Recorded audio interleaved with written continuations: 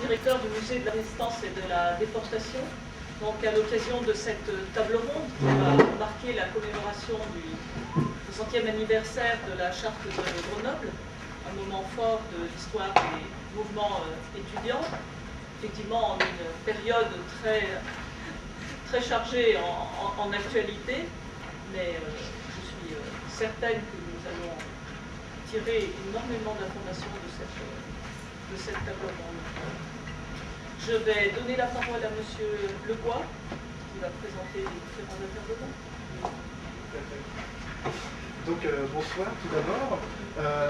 Je suis très heureux de pouvoir ouvrir un peu cette table ronde. Juste quelques mots pour vous dire un peu dans quel contexte et dans quel cadre ça s'inscrit. Ça fait plusieurs mois, presque plus d'un an en fait, qu'on travaille sur différentes initiatives organisées à l'occasion du 60e anniversaire de cette charte de Grenoble.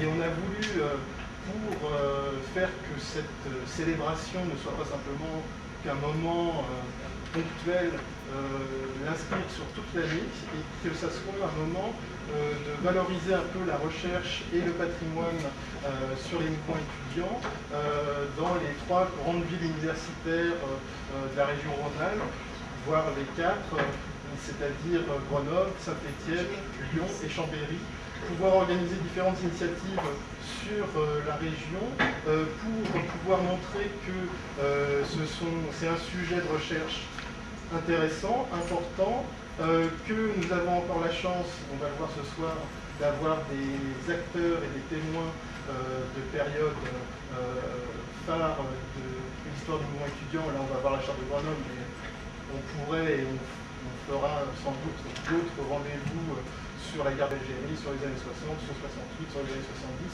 À chaque fois, il y a différentes générations de militants étudiants qui se succèdent et qui apportent chacun leur touche dans cette histoire des mouvements étudiants. Et surtout, on veut aussi valoriser le fait qu'il y a des archives, même si elles sont très dispersées. C'est aussi un des travaux qu'on souhaite mener. Alors, pour l'instant, j'utilise le on, donc je vais dire un peu plus qu'est-ce qui se cache derrière ce on. Toutes ces initiatives qu'on a baptisées Mémoire vive et étudiante en Rhône-Alpes sont organisées dans le cadre d'un réseau national de chercheurs qui s'appelle le GERM, le groupe d'études et de recherche sur les mouvements étudiants, qui s'appuie aussi sur un réseau créé avec l'association des anciens de l'UNEF et des professionnels des archives et des bibliothèques, qui ont créé le Conservatoire des mémoires étudiantes. Et puis, avec la ville et l'Université de Reims, on est en train de travailler sur un projet de centre d'animation, d'archives et de recherche sur les mouvements étudiants, qui se veut évidemment un pôle ancré en région.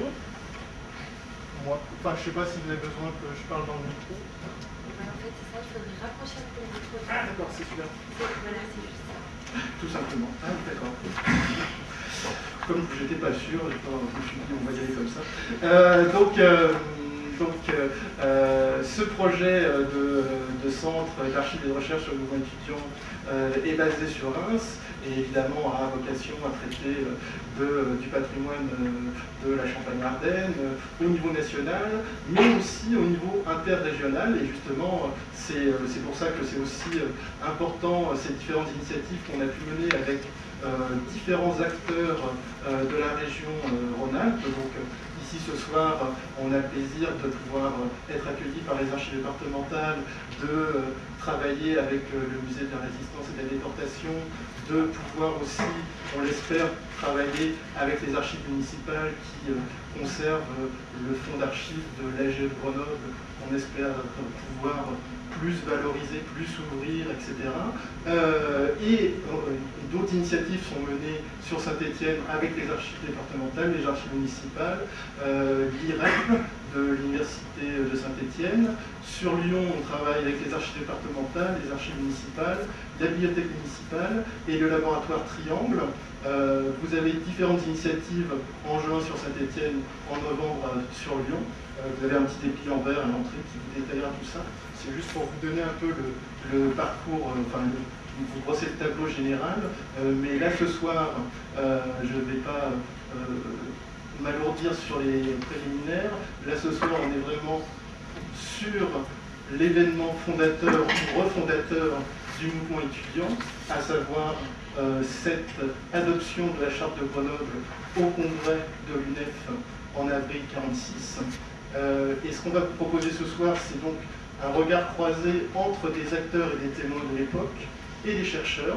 Et pour commencer, je vais poser tout de suite un certain nombre de questions à Pierre Rostini, qui donc est président actuel de l'association des anciens de l'UNEF, et qui, à l'époque, si je ne m'abuse, était secrétaire général de l'UNEF. Vice-président, voilà déjà, ça commence. Et Paul Boucher, qui était un des rédacteurs de la charte de Grenoble, mais il va revenir en plus précisément, et qui était un des animateurs de la délégation lyonnaise au congrès de Grenoble.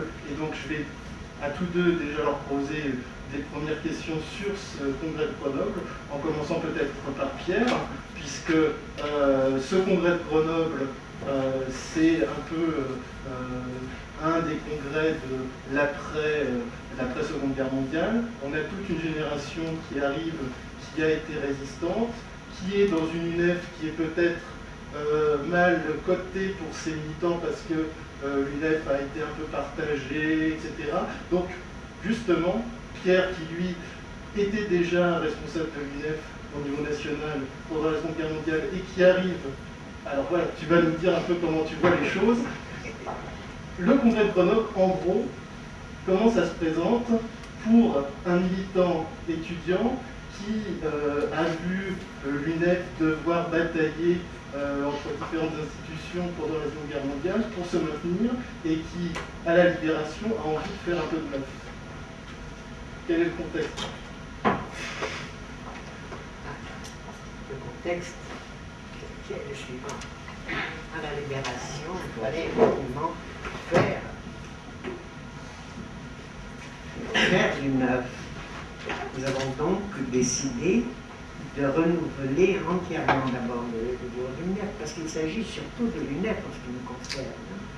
Moi, j'ai été élu au lendemain de la Libération au bureau de l'UNEF, et j'ai été élu ensuite aussi au président du comité international, du comité préparatoire international qui se réunissait à Prague. On a donc décidé de faire quelque chose de plus et de différent. On a commencé par changer le bureau de l'UNEF, les quelques-uns qui restaient de la période de la guerre, à part Louis Lenné, qui était là depuis longtemps, sont partis et il y a eu un nouveau bureau. Et ce nouveau bureau a décidé, ce congrès de Grenoble, mais a décidé aussi qu'il ne resterait pas au-delà du congrès. Le congrès de Grenoble était une ouverture vers une nouvelle forme de conception du mouvement étudiant et de l'UNEF en particulier, qui représentait, il faut bien le dire, qui représentait essentiellement le mouvement étudiant à l'époque, le mouvement syndical étudiant à l'époque. Il y avait d'autres organisations, des organisations professionnelles, etc. L'UNEF avait plus ou moins bien tenu le coup pendant la guerre. À la Libération, il n'y a pas eu ce que certains disent des choses extraordinaires. À la Libération, l'UNEF a essayé de reprendre les positions qu'elle avait dans les œuvres et auprès des organisations officielles avant la guerre. L'UNEF représentait généralement les étudiants auprès des ministères, auprès des œuvres, etc. Donc, on a essayé de faire quelque chose de plus, et ce quelque chose de plus a été le congrès de Grenoble, qui a été, je dois le dire, aidé formidablement par les AG de Lyon, quelques AG de province, qui avaient réfléchi, qui avaient beaucoup réfléchi au mouvement étudiant d'une façon générale et au rôle du mouvement étudiant dans la période qui s'ouvrait. Le bureau de l'UNEF était assez... enfin, il s'agissait surtout de faire exister l'UNEF. Mais sur la réflexion sur l'évolution du mouvement étudiant, nous avons pris ce qui venait des AG de province, dont celle de Lyon. Voilà. Et juste une autre petite question avant de passer la parole à Paul. Pourquoi Grenoble? Pourquoi avoir choisi Grenoble pour tenir le congrès? C'est quand même pas un choix. J'avoue honnêtement que je ne sais pas. Ce que je sais, c'est que ce que je vous disais tout à l'heure, c'est qu'un conseil d'administration qui s'était tenu en janvier 1944 à Montpellier, l'UNEF, un conseil d'administration de l'UNEF qui était tenu en janvier 1944 à Montpellier, l'UNEF avait adopté une motion destinée au gouvernement de Londres. Et la présidente de l'AG de Grenoble à l'époque, qui s'appelait Solange de la Baume, avait dit qu'elle se chargeait de la faire parvenir, cette motion. Mais de la faire parvenir à Londres, oui. Je ne sais pas, peut-être que c'est une des raisons, parce que nous avions gardé le souvenir du fait qu'à Grenoble, il y avait eu quelque chose de plus pour la résistance. Solange de la Baume, je ne sais pas si quelqu'un d'entre vous l'a connue ou la connaît, nous n'avons malheureusement plus revu. Voilà. Et alors, donc, évidemment, la première question pour Paul Boucher, c'est par rapport à cette fameuse charte de Grenoble, hein, puisque si on célèbre aujourd'hui ce congrès, c'est parce que ce congrès a adopté, on va revenir après sur les circonstances de son adoption, mais en tout cas, ce congrès a adopté cette charte qui donc est restée dans l'histoire parce qu'elle définit l'étudiant comme un jeune travailleur intellectuel, et donc c'est un peu le soubassement du fondement de la refondation syndicale du mouvement étudiant. Alors, la question qu'on aimerait poser à Paul, c'est d'où vient cette réflexion? J'imagine que c'est une réflexion qui vient aussi de l'expérience de la résistance, mais pourquoi avoir ressenti le besoin d'un tel texte dans ce contexte-là? Je crois que le contexte explique le texte beaucoup. Le contexte, c'est avril 1946. La guerre se termine en mai 1945. C'est moins d'un an après la fin de la guerre. La libération, c'est août 1944. Et la guerre n'est pas finie. Par ailleurs, c'est 4 mois après la première crise politique. Beaucoup oublient. Le général de Gaulle quitte la responsabilité gouvernementale en janvier 1946. C'est le régime des partis, je ne veux pas voir revivre le régime des partis qui nous a amenés à la défaite. Et ce sont les 3 partis principaux, qui sont à l'époque le Parti communiste, le Parti socialiste et le nouveau parti, le Mouvement républicain populaire, présidé par Georges Bidault, qui ramasse en gros des voix plus traditionnelles, notamment dans le milieu religieux. Georges Bidault est le successeur de Jean Moulin, c'est-à-dire celui qui a présidé le Conseil national de la résistance avant la libération. Il y a eu jusque-là quelque chose qui a pu exprimer, plus que politiquement, civiquement, ce qui par là les divisions de la résistance incarnait la volonté de renouveau. Il faut comprendre ce moment. Notre génération, moi j'avais 20 ans, 44. Troisième République, elle avait perdu la guerre. Elle n'avait pas été capable, face aux nazistes, elle nous avait imposé cette humiliation extrême, l'humiliation d'un pays vaincu. Et puis encore, l'incapacité de faire vivre la démocratie, sacrifier la liberté, on était un pays occupé. Donc, on ne pouvait pas revoir ça. Alors, le prestige de De Gaulle, dans un premier temps, avait couvert cela, mais il reste surtout le programme du CNR, le Conseil national de la résistance, qui avait réuni tardivement des mouvements de résistance qui longtemps ont été isolés et parfois concurrents. Mais il y a eu cette charte du CNR. Il y avait notamment le syndicalisme très présent. Les syndicats avaient été dissous par Pétain, les chambres du travail, avaient remplacé cela. Et les syndicats s'étaient reconstitués dans la clandestinité, essentiellement autour de la CGT, puisqu'il n'y avait pas encore eu de scission. La scission s'est faite après 1947. Et une petite CFTC qui même n'était pas scindée comme plus tard, CFTC, CFDT. Il y avait un syndicalisme qui était présent dans le Conseil national de la résistance. Et c'est lui qui préconisait des choix civiques nouveaux, notamment les grandes lois sociales, les comités d'entreprise, les délégués du personnel, tout ce qui maintenant, à l'heure des querelles archéo ou néolibérales et tout ça, bon, c'est vu tout autrement. À l'époque, c'est un élan fantastique. Il y a ce moment où l'on rêve effectivement d'un pays à construire, d'une société nouvelle. Alors sur le plan étudiant, ben, moi j'étais comme quelques-uns de mes camarades, qui seront ceux qui, avec moi, rédigeront ce texte. Car c'est les Lyonnais, effectivement, qui obtiennent, en avril 1946, ça s'est fait tout à l'heure, un conseil d'administration tenu à Paris, que tu présidais ou tu vice-présidais, où on a dégommé le président de l'époque, parce que c'est pas toi que je parle de président officiel, pas le président de la Réunion, qui était Vidieu, qui lui reprochait d'avoir été attentiste. C'est un garçon très estimable, c'est un fils de notaire qui avait vécu de façon notariale les 4 années d'occupation, ce qui n'avait pas été notre cas.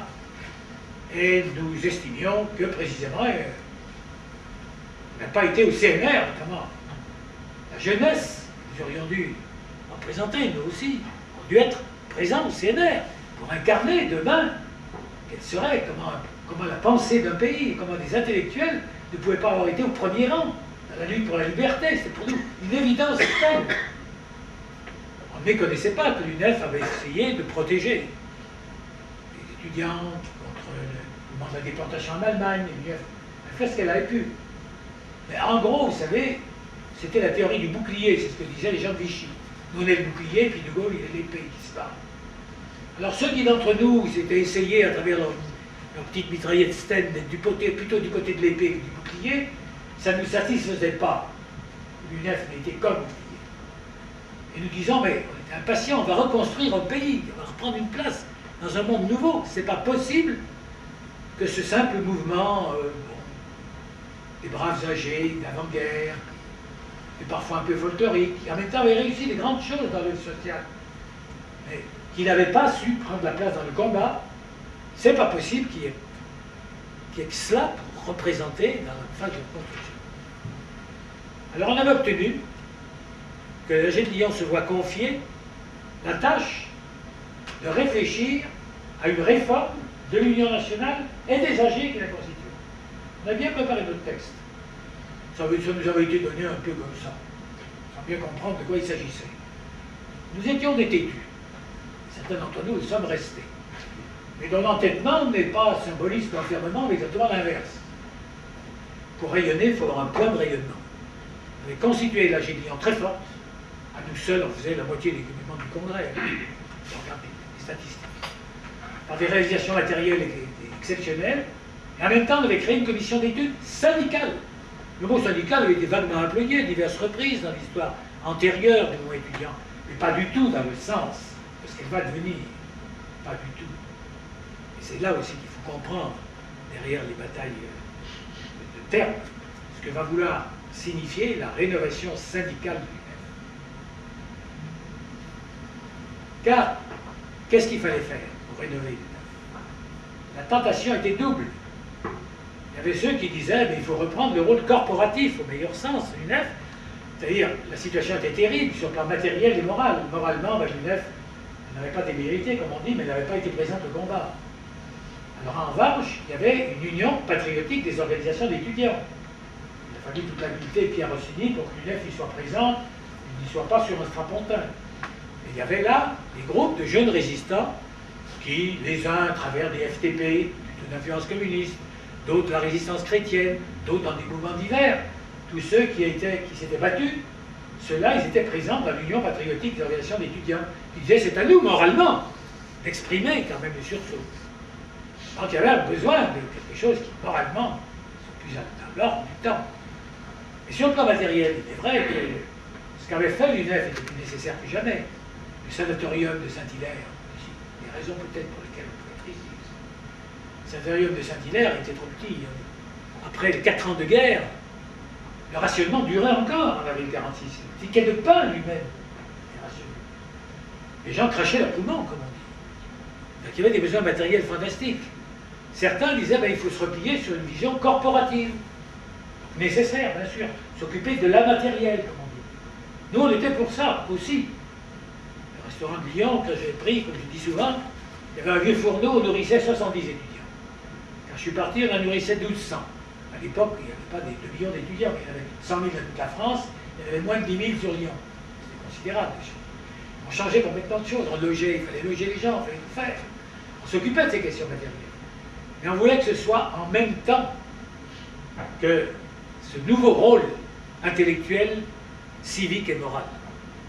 Donc, la charte d'études syndicales fait un long travail. Il n'y a pas que le jeune travailleur intellectuel. Il y a tout un long préambule et puis il y a quelque chose qui suit sur des moyens d'action. On a fait un texte en 3 mois. En 3 mois. En avril, on était prêt avec un texte complet qui a été prouvé tel quel. Il n'y a pas eu ligne de changer. Ce qui a changé, c'est quelques majuscules. Parce qu'on était des lyriques. Alors, c'était l'homme avec un grand H. Alors, il y avait des débats. Les marxistes scolastiques disaient est-ce que l'homme vraiment ne doit pas être érigé? Qu'est-ce que c'est que ce spiritualisme? Alors là, on consentait, très écuméniquement parlant, de céder la majuscule. C'était une grande transaction. Je vous dis. En revanche, voilà le style lyrique, je vais vous le relire, parce que vous comprendrez que ce qui nous portait, qui peut paraître parfois jusqu'au ridicule pour certains. Oui, quand le vent ne porte pas l'élan, quand c'est pas le souffle qui anime, bien sûr. Mais c'est pas une poésie lamartinienne qu'il nous fallait lire.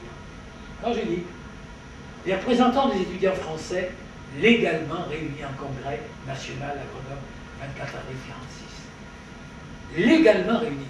Vous ne vous rendez pas compte ce que ça veut dire? Parce qu'il vous a dit peut-être qu'à Montpellier, il y avait une fille de Grenoble qui a fait passer à Londres. Bon. Alors on est en train de vérifier d'ailleurs, parce qu'on ne sait pas, parce que c'était si public que ça, tout ce beau monde pouvait se retrouver dans les camps.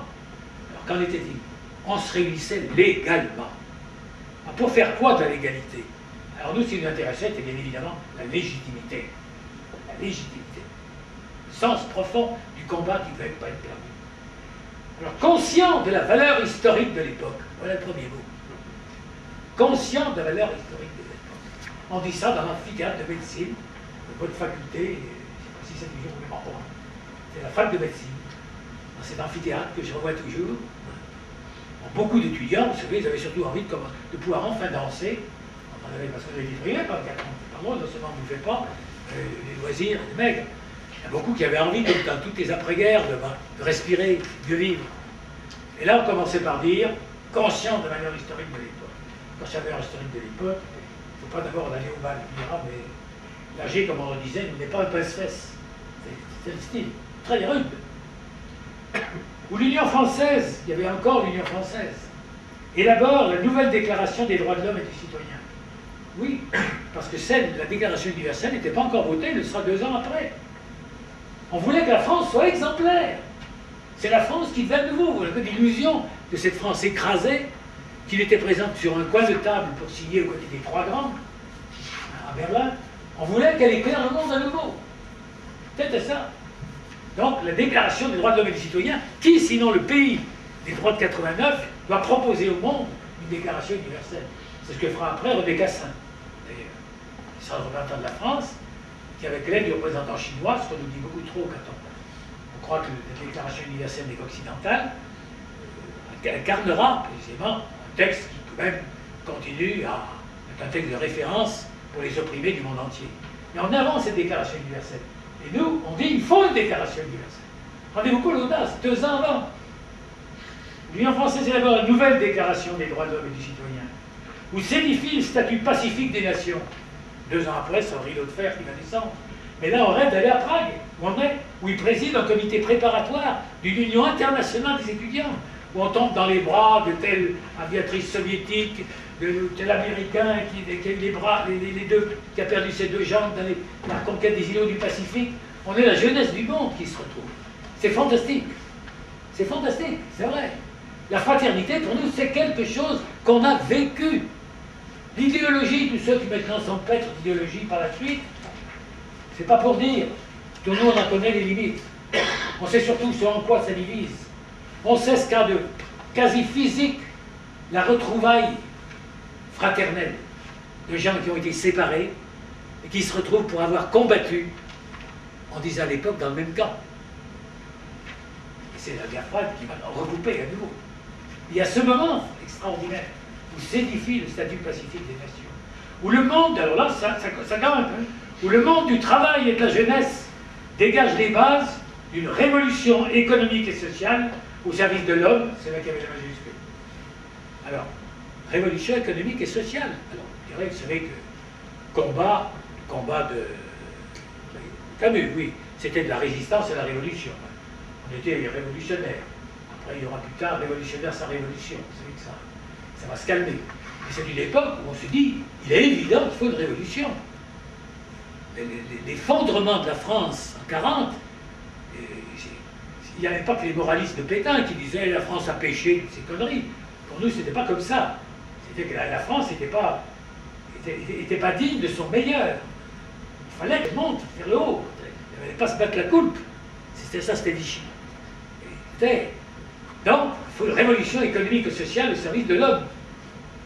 C'est pas la règle du marché. Affirme la volonté de participer à l'effort unanime de reconstruction. Tous les mots. Unanime. Enfin, un mouvement de masse. Ça avait été discuté. Ou combien?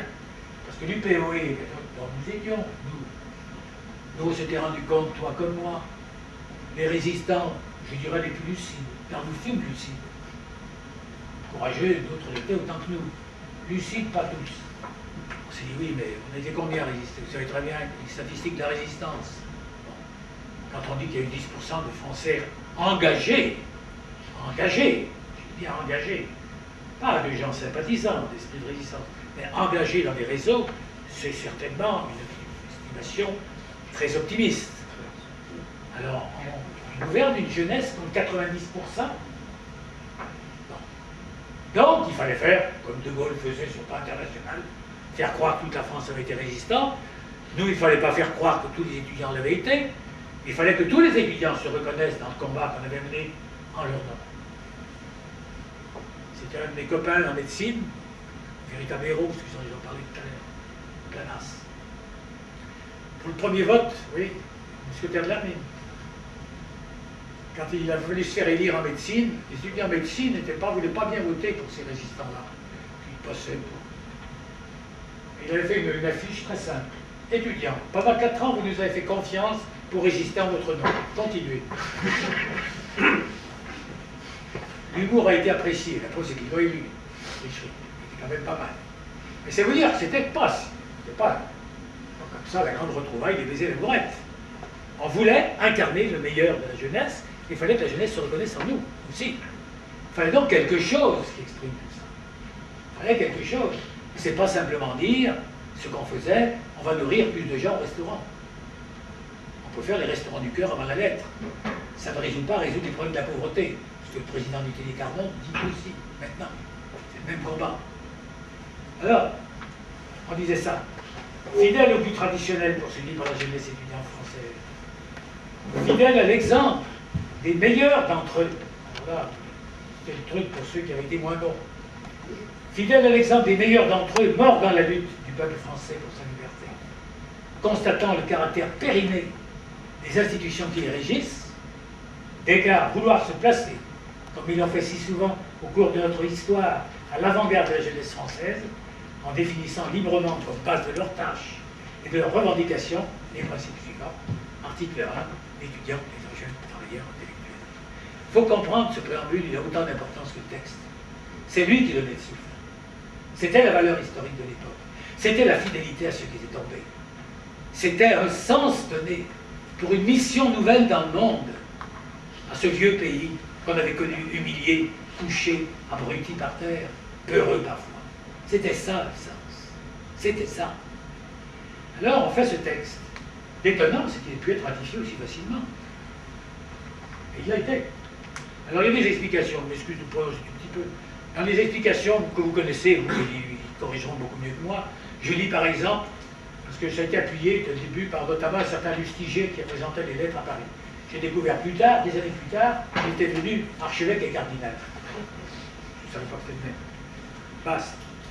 Mais dans un de ses bouquins, qui raconte sa vie, il raconte Grenoble en expliquant que ce texte d'inspiration marxisante, ou quelque chose comme ça, il dit c'était une majorité marxiste. C'est drôle quand on connaît le truc de Grenoble. Je peux vous assurer que c'est vraiment une vision qui lui est venue plus tardivement. Je ne sais pas si la religion est une division de cet ordre, mais celle-là, je peux vous assurer que c'est visionnaire. Bon. La délégation de Lyon, qui est donc la plus importante, celle qui voiturait cette charte, la liste en est là, les chercheurs vont vérifier. Il y a 12 noms. Pour ceux que ça intéresse, car nous, ça ne nous intéressait pas, on ne regardait pas comme ça, c'était retrouvé. Il y avait 2 membres du PC, il y avait 4 autres membres de la résistance, disons, chrétienne, et puis il y avait d'autres gens qui, essentiellement, il y en a un qui avait combattu pour les derniers combats de la fin de la guerre, puis les autres avaient vécu comme beaucoup d'autres avaient vécu, c'était pas le problème. Mais nous, on avait fait l'amalgame, dans ce 50 ans, l'amalgame. On avait rêvé, parce qu'on disait comment on va faire pour tous ceux-là, ces 90 ou 95% qui n'ont pas, qui ont été attentistes, plus ou moins malgré eux. Comment faire pour qu'une UNEF rénovée, ils se reconnaissent en elle? Comment faire? C'est pas seulement les nourrissants. Comment faire ça? Alors, on avait regardé la grande levée de 93. Lazare Carnot, l'organisateur de la victoire, vous savez, quand les Girondins et les Montagnards, après s'être trucidés entre eux, et à un moment donné, il faut aller aux frontières, parce que l'Europe coalisée attaque. Elle ne s'occupe pas de savoir si elle va couper le cou aux Girondins ou aux Montagnards. Elle, ce qu'elle veut, c'est leur couper le cou à tous et remettre le roi sur son trône. Il y a Lazare Carnot, qui pratique l'amalgame. C'est ce que c'est que l'amalgame. Donc, la levée populaire, c'est pas seulement les va-nu-pieds sublimes de Victor Hugo, les pauvres qu'on va ramasser dans les villages. C'est aussi les artilleurs de Louis XVI. C'est même des généraux aristocrates que l'on nomme. Tous aux frontières. Là, ça s'appelle l'amalgame. Alors nous, on héritait de ça. On va pratiquer l'amalgame. Et l'amalgame, c'était effectivement que, certes, nous donnions le souffle, et à partir du moment où les gens se reconnaissaient dans ces textes, dans cette inspiration, tous avaient leur place. Et c'est ainsi, mon propos ne sera pas provocateur, de rappeler que l'année après ce vote, nous trouvions à Paris, dans les conseils de l'UNEF, 2 Jean-Marie, un qui s'appelait Jean-Marie Lustiger et l'autre Jean-Marie Le Pen. Et oui. Nous avons vécu cette cohabitation et nous ne songeons pas à expulser quelqu'un, ni l'un ni l'autre. Le mouvement de masse, c'était quelque chose. L'important, c'était de continuer à diriger. Et le diriger, c'était l'animer. Animer où ça donnait le souffle. Ce n'était pas un entrisme de manœuvre, de manipulation. C'est ça que je demande que l'on comprenne. Ça, je suis sûr que c'est le meilleur du témoignage. La poignée d'hommes qui ont voulu qu'il y ait un texte pour celui-ci. Et qui l'ont fait admettre par tous les autres. Et dont les autres ont été fiers, parce qu'au fil des années, vous savez que c'est ce qui inspirera à la fois l'action matérielle de l'UNEF, bien sûr, la sécurité sociale étudiante. C'est impensable qu'on ait la sécurité sociale. Elle venait de se créer. Elle a été créée des années, avec les cotisations des travailleurs. Les étudiants ne pouvaient pas. Et on a réussi ce coup extraordinaire à se référer à la loi Maurice qui avait été faite pour les fonctionnaires, parce qu'ils voulaient avoir leur mutuelle pour gérer leur propre sécurité sociale, en disant nous on va faire notre propre mutuelle, il n'y avait rien de tout ça. Ça a mal fini, mais c'est pas la même. Hein. Passe pas en correctionnel, même. C'était la mutuelle créée de toutes pièces par nous, sur le plan bénévole, et qui a pu gérer la sécurité sociale que les étudiants ont obtenue, qui a permis de soigner les branches et tout le reste. Donc, matériellement, pouvoir dire l'étudiant est un jeune travailleur intellectuel, il a droit comme travailleur à la prévoyance. Cette sécurité sociale qui se crée, que les grands syndicats présents, eux, à la charte du CNR, ont fait voter, nous, on y a droit aussi. On y a droit aussi. On se rallie à la même conception. On veut cette sécurité sociale. Alors que les pères de beaucoup d'étudiants manifestaient, notamment les pères avocats, les pères épiciers, manifestaient contre la sécurité sociale qui était considérée comme une mesure de socialisme transier. Grâce à ça, on l'a obtenu. Mais en même temps qu'il y avait ces luttes matérielles qui permettaient la charte donnait précisément cette position d'une légitimité pour représenter l'ensemble de la jeunesse étudiante. C'est ce qui fondait la légitimité. Là, le droit et devoir en tant qu'intellectuel, l'étudiant a droit à la recherche de la vérité, à la liberté qui est la condition première. Ce qui avait été oublié par trop grand nombre, on le rappelait. Ça a été une force considérable. Considérable. Et je crois que c'est ce qui fait que 60 ans plus tard, comme vous le voyez, la voix peut commencer à faiblir, la tête commence à se dire, oui, non, mais au cœur, on a le sentiment d'avoir fait notre devoir. Tout ce qui a pu se passer depuis, les reniements, les dévoiements, tout ça très bien, c'est l'action humaine. Il y en a eu d'autres dans le reste de la société. Il n'en reste pas moins qu'au moment même où l'UNEF, ce qui restait de l'UNEF, était divisé en 2 morceaux, dans la politisation, etc. Chaque morceau continuait à se référer au texte symbolique. Même si l'hommage était lui-même symbolique, il était d'ailleurs un peu plus que cela, en fait. Pareil. Ce n'était pas rien. Ce n'était pas rien. Et ce qui reste encore aujourd'hui, même si beaucoup ne s'en rendent pas compte, il y a une semence là qui a été jetée. On ne peut pas donner à la jeunesse d'un pays, notamment à la jeunesse qui a la chance de recueillir le savoir, qui est donc une responsabilité particulière. On ne peut pas simplement lui donner comme tâche d'améliorer ses propres moyens d'existence, même s'ils sont médiocres. Bien sûr, il faut donner des moyens d'existence à tous. Mais la lutte pour de meilleurs moyens d'existence ne peut pas être le seul horizon d'un mouvement étudiant digne de ce nom. La lutte pour les raisons de vivre est au moins aussi importante que la lutte pour les moyens d'existence. Ce n'est pas à comparer. C'est la Rome. Il le faut. C'est cela que nous avons voulu. Donner des raisons d'être à une génération. À la partie même de cette génération qui n'avait pas trouvé sa place au combat, à la sortie du combat, de comprendre cela. Cela, beaucoup l'ont compris. Cela, beaucoup l'ont compris et vous savez, je n'ai pas de doute sur le fait que cet effort n'a pas été a servi à quelque chose, n'a pas été inutile. Je ne crois plus jamais. Alors voilà, excusez, le temps passe, mais il y a des choses où la chair est tempo, le tempo.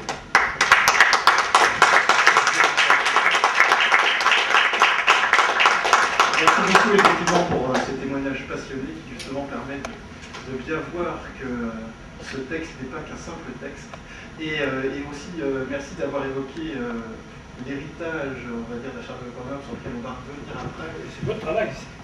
C'est le travail aussi des mouvements étudiants actuels, parce qu'effectivement, là vous avez vu, vous verrez sur la table de presse à l'entrée, vient de sortir donc ce premier ouvrage de la collection Duverme aux éditions Sileps sur l'essence d'un syndicalisme étudiant, où il y a non seulement des travaux sur la charte de Grenoble, mais aussi sur le devenir de la charte de Grenoble pendant la période algérienne, etc. Et notamment, il y a de larges contributions qui viennent d'un colloque organisé par le réseau, malheureusement défunt Récit, qui avait été organisé avec l'UDEF de l'époque et l'UNEFIDE. Donc, pour faire la... Et il n'est pas défunt, il est en voie. D'accord, le réseau dormant Récit, pardon. C'était un regret, hein, je me réjouis s'il est en veille. Donc, alors pour faire la transition avec le regard des chercheurs, je passe tout de suite la parole à Alain Monchablon qui donc avait écrit une première histoire de l'UNEF aux éditions du PUF et qui a pu retravailler aussi un peu sur ces périodes-là, pour, à partir des témoignages de Pierre et de Paul, de pouvoir nous resituer un peu le paysage étudiant de l'époque et voir un peu dans quel contexte et dans quel équilibre des forces cette charte de Grenoble s'inscrit.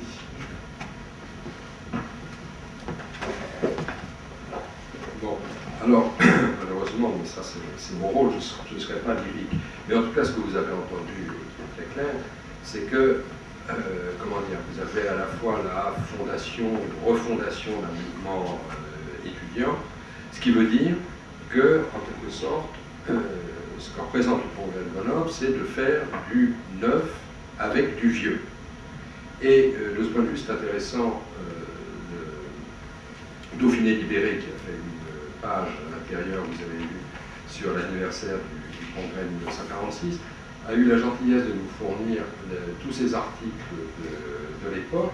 Bien, franchement, le lecteur qui regarde ces 3-4 articles qui ont couvert le congrès de 1946 aurait eu bien du mal à y voir ce que je viens de dire, une refondation, un tournant ou quelque chose de ce genre. Et d'ailleurs, très concrètement, la charte de Grenoble n'est tout simplement pas mentionnée.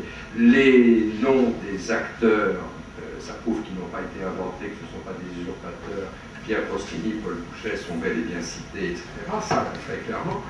Mais ce dont parlent ces articles, c'est du discours du ministre, des festivités étudiantes, mais on avait, rassurez-vous, des discussions, mais sans qu'on comprenne très bien qui s'oppose à qui. Enfin, si vous voulez, ce qui veut dire une chose. Et ça, c'est Dauphiné Libéré, mais si on regarde là-dedans, on a reproduit ce qu'a dit le journal Le Monde à la même époque. J'ai regardé ce que disent les journaux étudiants d'après.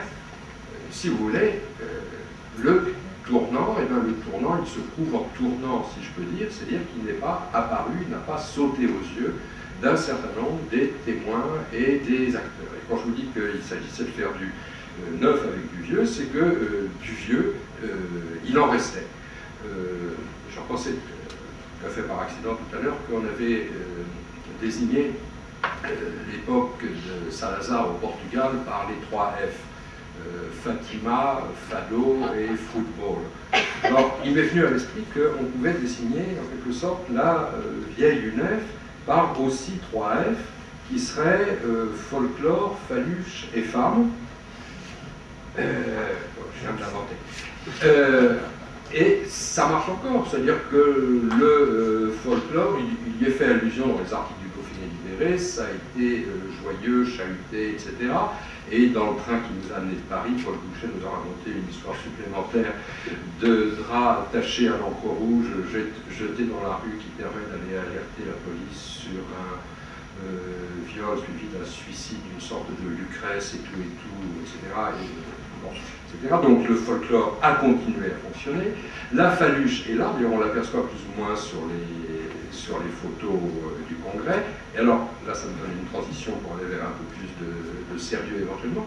Le vote pour l'élection du président à l'issue du congrès se fait en guise d'urne dans une phalluche. Mais là, peut-être que c'est le symbole du passage de l'ancien au nouveau. Donc j'aurais dû le garder comme 3e F et pas comme 2e. Et puis, le 3e F que j'ai inventé, de femme, écoutez, il est frappant. Dans le procès verbal du congrès, dans l'élection du bureau dont je parlais, on a les noms des membres du bureau élus, masculins, je veux dire.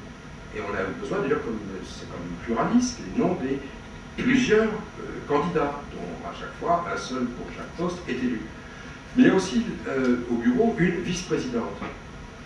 Le procès verbal nous annonce que la vice-présidente, c'est une étudiante de Lille, mais on ne gaspille pas d'encre à dire comment elle s'appelle.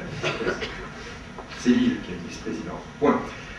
Idem, dans ce congrès qui n'a pas été que farce, puisque ça je vais bien le dire, il y a une commission qui s'occupe des associations des villes les plus sinistrées, donc les villes de l'Ouest, Caen, Le Havre, Nantes, etc.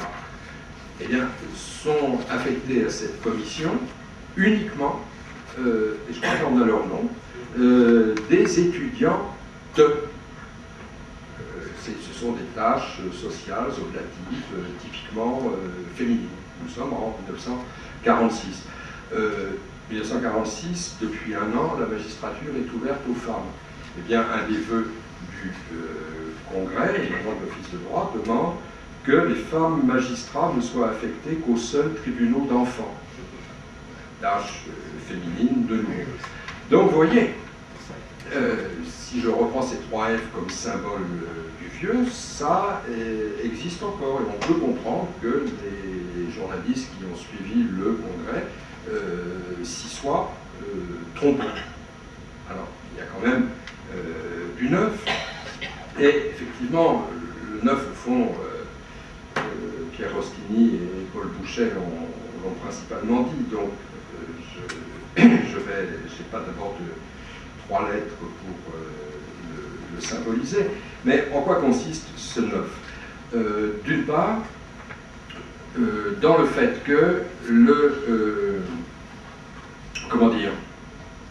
que l'UNEF trouve sa place dans le dispositif compliqué qui s'est mis en place à la Libération, qui a consisté en, d'une part, je crois qu'il y a été fait allusion, l'Union des étudiants patriotes, qui regroupe les organisations d'étudiants ayant contribué et participé à la résistance, et cette Union des étudiants patriotes, l'UNEF n'en fait pas partie, mais elle aboutit à l'automne 1944 à une sorte d'accord de partage des tâches avec elle. Avec l'idée qu'en quelque sorte, ces unions toutes respectables sont soit politiques, soit confessionnalo-politiques, et que l'UNEF seule se prétend sans clé à la porte d'entrée.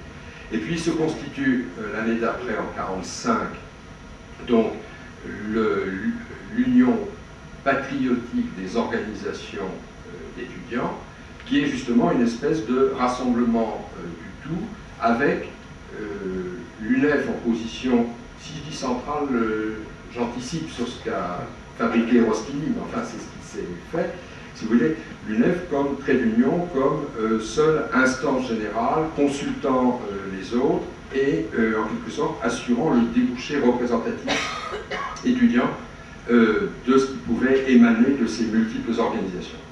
Et en quelque sorte, de ce point de vue, 1946, le congrès de Grenoble, c'est le prolongement, l'aboutissement de ça, c'est-à-dire l'UNEF obligée, en quelque sorte propulsée par cette situation, d'occuper tout le terrain, de jouer véritablement un rôle représentatif, mais un rôle pas seulement représentatif au sens, on dirait, parlementaire, mais d'un rôle dynamique de représentation active du milieu étudiant. Bon. Les comptes rendus, y compris celui du Dauphiné libéré, insistent tous, et de bonne foi, sur le caractère non politique ni religieux de l'UNEF, ce qui est réaffirmé au congrès de Grenoble. Alors, aveuglement, myopie, non, je crois pas. Je crois pas, et il faut dire, disons, 2 choses. La première, c'est que, contrairement à une espèce de légende rétrospective qui s'est constituée, l'UNEF d'avant-guerre n'était pas toujours apolitique et ignorante des querelles politiques. Elle avait connu ça, et puis elle avait connu de ce fait aussi des scissions, des exclusions, des retraites sur l'Aventin, des retours. Enfin, il ne faut pas imaginer que le mouvement étudiant contemporain, là je parle du XXIe siècle, a tout inventé de ce côté-là, il y a des tas d'antécédents. Deuxième remarque à ce sujet, effectivement, Paul Bouchet vous dit que dans l'équipe des 12 délégués de Lyon, ce qui est beaucoup, hein, enfin, évidemment, il n'y avait pas beaucoup de chemin à faire pour venir à Grenoble, il y avait 2 communistes, d'autres qui étaient ceci, d'autres qui étaient cela. À la différence de congrès antérieurs de l'Interfranchement intérieur, je veux dire avant 1939, on a peine à faire un pointage politique au double sens. On n'est pas sûr que les délégations des associations générales soient des délégations homogènes. Et quand on lit les topos, on ne voit pas très bien quelqu'un qui serait en service commandé pour le compte d'une organisation politique. Alors ça veut dire que, bon, si je prends un exemple qui est connu, nous avons quelqu'un qui a été longtemps communiste, qui est toujours vivant, qui est Arthur Kriegel, le frère de la regretté... non, pardon, excusez-moi. Le veuve d'Annie Kriegel, qui était communiste, mais il n'a pas joué un rôle de Deus ex machina, de manipulateur particulier au sein de ce congrès. Alors, sinon, je pense qu'on aurait fini par le savoir. Donc ça veut dire, lorsque les comptes rendus journalistiques vous disent congrès qui prend une position non politique ou qui a fait une position non politique, c'est faux, c'est vrai et faux. C'est vrai au sens où ce n'est pas des politiques de parti, où il n'y a pas justement de diverses forces politiques qui tirent des ficelles, etc. Mais c'est faux au sens où, en revanche, cette UNEF-là, alors on a inventé, et l'inventeur du néologisme n'est pas loin de moi, le terme apartisme, l'idée que c'était non pas un apolitisme, mais un apartisme, ne pas se mettre à la suite d'un parti et rechercher au contraire, si vous voulez, une prise de position politique qui soit acceptable par tous, ou en tout cas par le plus grand nombre. Et ça, c'est du nouveau, d'accepter ça et de cesser de se réfugier derrière le supposé apolitisme de toujours, qui de toute façon était un œuvre. Et l'autre nouveau, bien sûr, c'est ça ce qui n'est pas encore appelé sur le moment la charte de Grenoble, mais dont Paul Bouchet nous a parlé, c'est premièrement cette chose simple et bête que désormais l'UNEF devrait avoir annuellement un programme d'action, de revendication. C'est-à-dire qu'en gros, on savait où on voulait aller. Et deuxièmement, qu'elle en rendrait compte l'année une fois achevée, et que les responsables seraient jugés sur la réalisation ou non de ce programme d'action. C'est d'un niveau absolument enfantin à dire comme ça, mais premièrement, ça n'avait pas fonctionné comme ça pendant des dizaines d'années avant, et deuxièmement, c'est pas si facile que ça, c'est pas tout de l'affirmer, il faut le tenir, mais c'est de fixer un véritable objectif. Et un objectif, et je vais à peu près terminer, par rapport à une perspective nouvelle, qui est, alors, si je le dis en positif, c'est définir l'étudiant comme jeune travailleur intellectuel. Si je le dis en négatif, c'est cesser de représenter ou de prétendre représenter une caste à part au sein de la nation. Là, je cite une formulation qui a lieu au cours du congrès, et c'est de lier effectivement le sort des étudiants et du mouvement étudiant à la majorité du peuple, aux couches salariées, et c'est probablement pas pour rien que la formule de charte de Grenoble est venue ensuite, en quelque sorte, se coller à la notion de charte d'Amiens. Et là, c'est un véritable, disons, tournant social. Cela dit, sur le moment, comment dire, il est marqué par l'enthousiasme donc de ceux qui font adopter au Congrès, mais il n'est véritablement digéré, pris en compte qu'ensuite. Moi, je peux m'arrêter là. Alors, autre éclairage, Paul Bouchet parlait de la présence de Jean-Marie Lustiger au sein de ce congrès, et c'est le moment de se pencher avec David Collomb, qui est chercheur associé au Centre d'Histoire de Sciences Po Paris, de se pencher sur la place des étudiants catholiques dans ce congrès, et notamment avec l'articulation possible, improbable, entre l'UNEF et la FEFEC, Fédération Française des Étudiants Catholiques. Merci. Alors je vais en effet porter un regard extérieur sur le congrès de Grenoble, mais en même temps un regard que je vais m'efforcer de remettre en perspective, mais dans une perspective grenobloise, pour aborder cette question des rapports entre l'Union nationale et les organisations d'étudiants catholiques, tant à l'échelle fédérale qu'à l'échelle locale. À l'échelle fédérale, en effet, les étudiants catholiques se sont constitués en 1921 en fédération, la Fédération française des étudiants catholiques, que je vais appeler désormais FEFEC par commodité. Et cette FEFEC se voulait une union corporative qui regroupait un certain nombre de cercles, de groupes, d'associations d'étudiants catholiques dans toutes les villes universitaires, chaque groupe conservant son autonomie. Elle revendiquait à la veille de la guerre près de 20 000 adhérents, réunis dans 68 cercles affiliés, présents dans 24 villes universitaires. Et ce qui frappe dans l'entre-deux-guerres, c'est la prétention de cette Fédération française des étudiants catholiques à se poser comme représentant légitime des étudiants non seulement catholiques, mais au-delà même des étudiants dans leur ensemble. Ces activités l'orientaient vers un certain corpolitisme, c'est-à-dire une activité tournée vers la satisfaction d'intérêts du milieu estudiantin, dans un contact constant avec les pouvoirs publics. Cela s'est traduit par un certain nombre de campagnes contre l'augmentation des droits universitaires en 1935, et puis par la suite, auparavant, à propos de la querelle des étudiants en médecine. Et cette prétention de la FEFEC à incarner les intérêts des étudiants a été naturellement mal perçue par l'UNEF.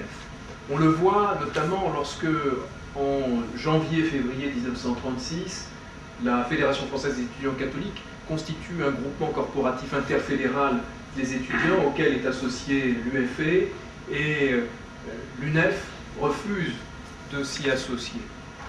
Bref, la FEFEC se pose en rivale, et cette rivalité est perçue par l'UNEF à son congrès de Nancy en avril 1936.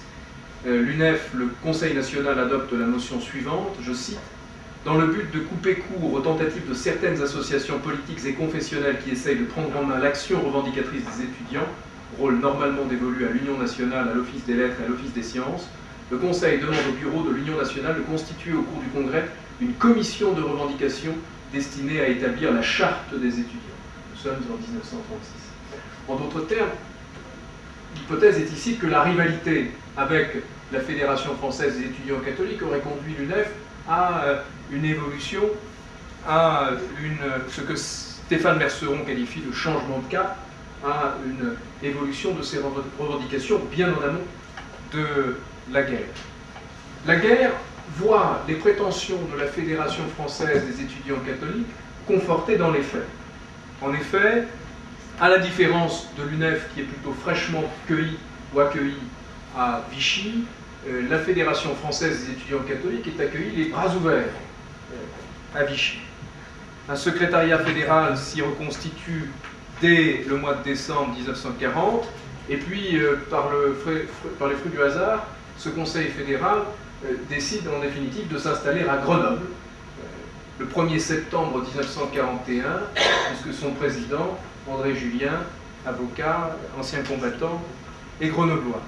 C'est donc à Grenoble que la Fédération française des étudiants catholiques s'installe, élit un nouveau bureau présidé par Julien, publie son nouvel organe, la revue Étudiants, qui se veut l'organe unique de tous les groupements étudiants de la zone libre, j'ai bien dit étudiants et pas seulement étudiants catholiques.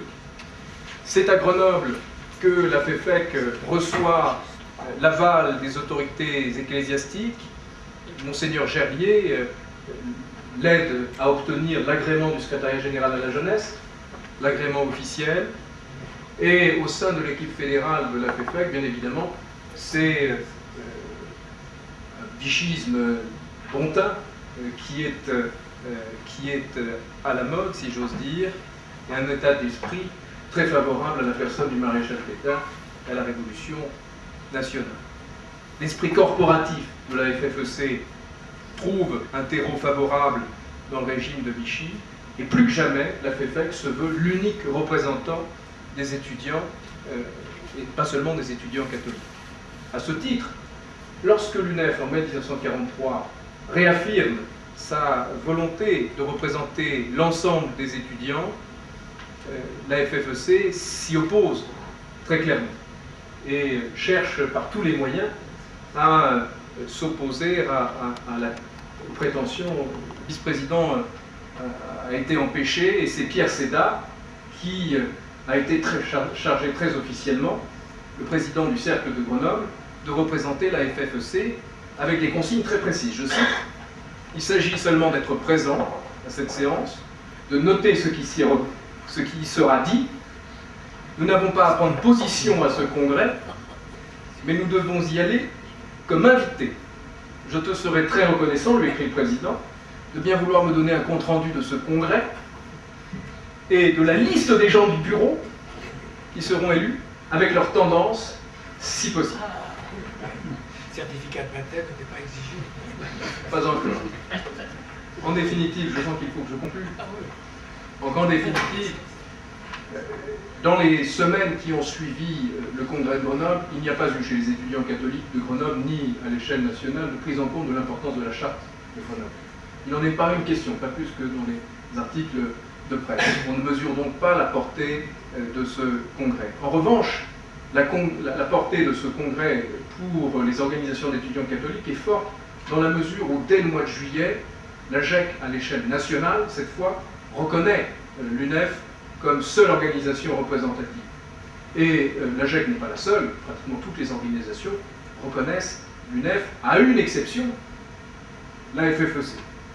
Une exception, mais qui est une exception à nuancer, dans la mesure où la FFEC abandonne dans son discours, et les archives sont très nettes sur ce point, sa prétention à représenter l'ensemble des étudiants pour se replier sur le terrain strictement religieux. C'est le moment, l'été 46, où des contacts sont pris avec la CFDT, la CFTC, la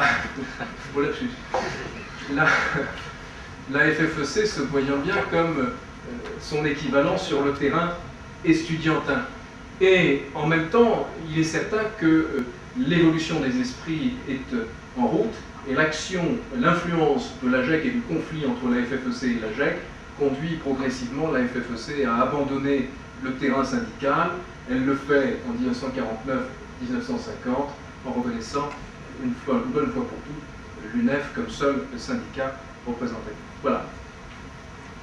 Merci beaucoup pour cet éclairage supplémentaire. Et avant de commencer le débat, et je dirais même pour lancer le débat entre acteurs et chercheurs, et surtout avec la salle, je vais laisser la parole à Roby Murder, donc est président du GERM, professeur associé à l'Université de Reims, et qui donc a coordonné la publication de l'ouvrage Naissance d'un syndicalisme étudiant chez SIDEPS, pour qu'il puisse, après cet éclairage double témoin-chercheur, nous dire un peu qu'est-ce qu'on peut tirer comme substantifique moelle de cette charte de Grenoble, quel sens on peut en dégager pour l'époque et pour le temps présent.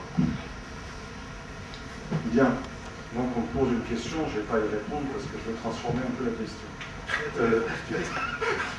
Non, parce que justement, la question pour moi, c'est pas de dégager quel est le sens de la charte de Grenoble, puisque justement, ce qui est intéressant, c'est de voir comment, on a déjà un signe de réponse, les rédacteurs, les concepteurs, le moment où ça se situe dans le congrès, d'autres organisations, donnent ou ne donnent pas un sens à cette charte.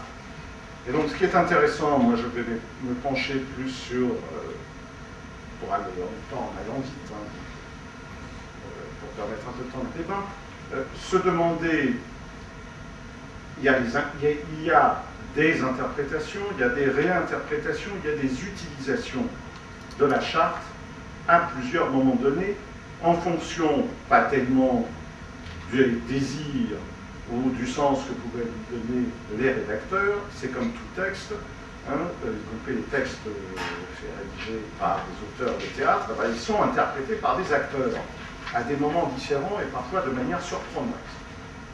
Alors, on a souligné dans un premier temps que la charte, finalement, bon, il y a peu de gens qui la notent, à part ses rédacteurs, ce qui est normal d'ailleurs, parce que les rédacteurs sont très fiers d'avoir rédigé cette charte et de l'avoir fait passer. Bon, ce qui est tout à fait normal. il est normal aussi, c'est le cas pour la charte d'Amiens, c'est le cas pour toute une série de documents importants de congrès qui vont devenir importants d'ailleurs a posteriori comme texte de référence. Ce sont des textes qui donnent un sens à l'action des organisations et qui s'adressent essentiellement en réalité au cadre.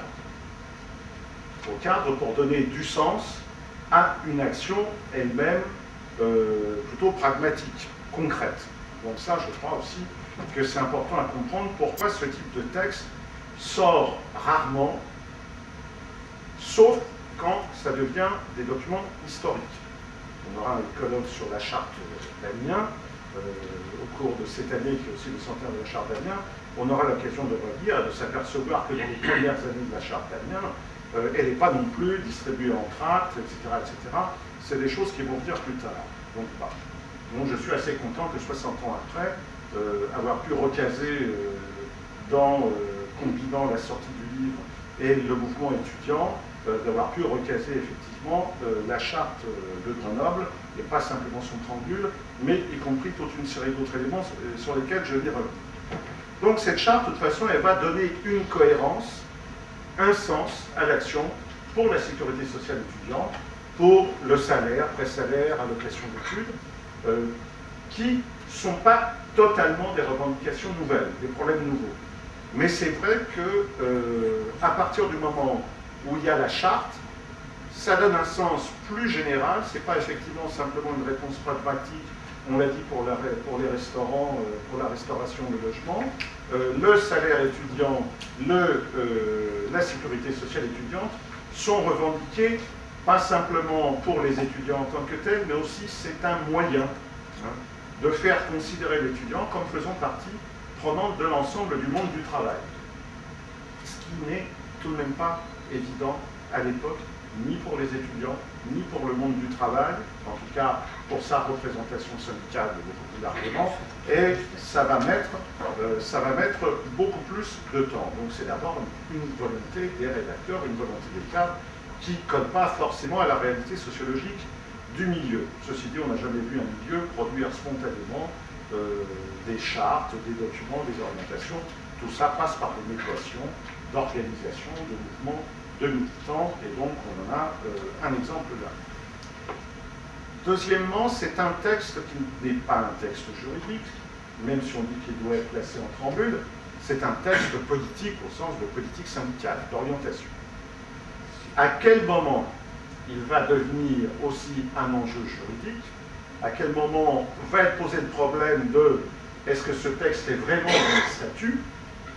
C'est justement à partir du moment où il y a une crainte de remise en cause de l'orientation du congrès de Grenoble, enfin de l'équipe de Grenoble, c'est à grosso modo 1949-1950, vous l'avez encore tout à l'heure, même plus tard. Mais à ce moment-là, il y a d'autres moments, 56 et dans les années, y compris de la guerre d'Algérie, il va y avoir des efforts, mais je prendrai l'exemple des années 50 d'abord, des questions pour que la charte soit vraiment inscrite dans les statuts de l'UNEF et donc dans les statuts qui sont déposés en préfecture. Et donc cette insistance sur le côté juridique, à ce moment-là, c'est aussi la preuve d'une fragilité, car c'est le moment où il est menacé politiquement, qu'effectivement on insistait pour qu'il soit juridiquement, pour qu'il y ait une consolidation. Ça sert le droit, c'est effectivement à consolider un certain nombre d'acquis, parce qu'on ne sait jamais, ils peuvent être menacés, il était effectivement.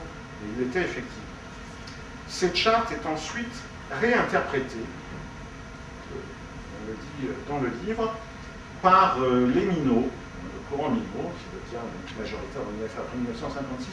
Et donc c'est vrai que la présentation, l'interprétation de cette charte, elle est donnée comme étant un symbole d'une rupture, plus que d'une continuité, en 1956, alors que c'est vrai qu'en 1946, Paul Boucher l'a développé, c'est à la fois rupture, continuité, on prend le vieux cadre, on lui donne un contenu nouveau.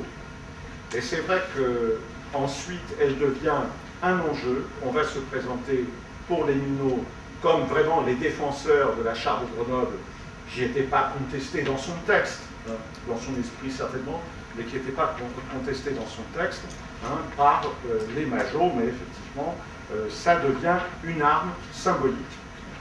Et c'est quelque chose qu'on va voir ensuite, on en a parlé, au moment des scissions.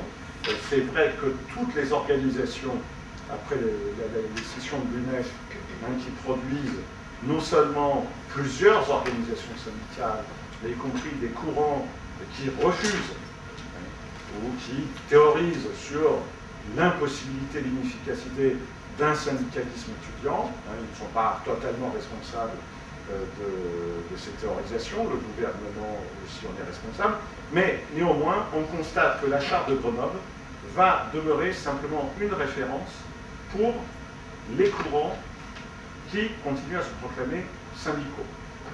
L'UNEF, Unité syndicale de l'indépendance démocratique, UNEF Renouveau, UNEF Solidarité étudiante, Mouvement d'action syndicale, à peu près tous les groupes syndicaux, sauf la FNEF, mais tous les groupes qui se prétendent syndicats vont se référer à la charte de Grenoble, et en la réinterprétant. On trouve des textes dans lesquels la charte est présentée comme étant le symbole de la jonction entre chrétiens de gauche et communistes. Bon, ce qui ne correspond pas à la réalité. On aura même à un moment donné René Raymond qui signe un livre en expliquant que c'est Lustiger qui rédige la charte de Grenoble. Ah bon, ça c'est assez... René Raymond n'est pas d'accord quand je suis là avec ce qu'il écrit. Oui, mais ce n'est pas la première fois qu'il n'est pas d'accord avec ce qu'il dit. On parle à l'Académie française, on a droit à des oublis. Voilà. Et bon, il était emporté dans l'enthousiasme à ce moment-là.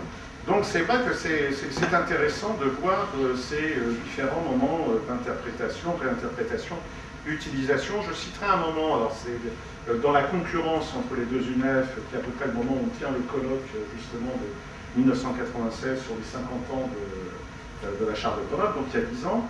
Et c'est vrai que c'était assez curieux de voir l'UNEF indépendante et démocratique qui se réfère à la charte de Grenoble, mais vraiment c'est la naissance du syndicalisme étudiant, faisant peu référence à 1907, alors que par exemple l'autre UNEF, l'UNEF Solidarité étudiante, développe beaucoup sur la continuité, bon on parle évidemment de la charte de Grenoble, est investi dans ce colloque de manière assez importante, mais évoque beaucoup dans sa presse la continuité depuis 1907.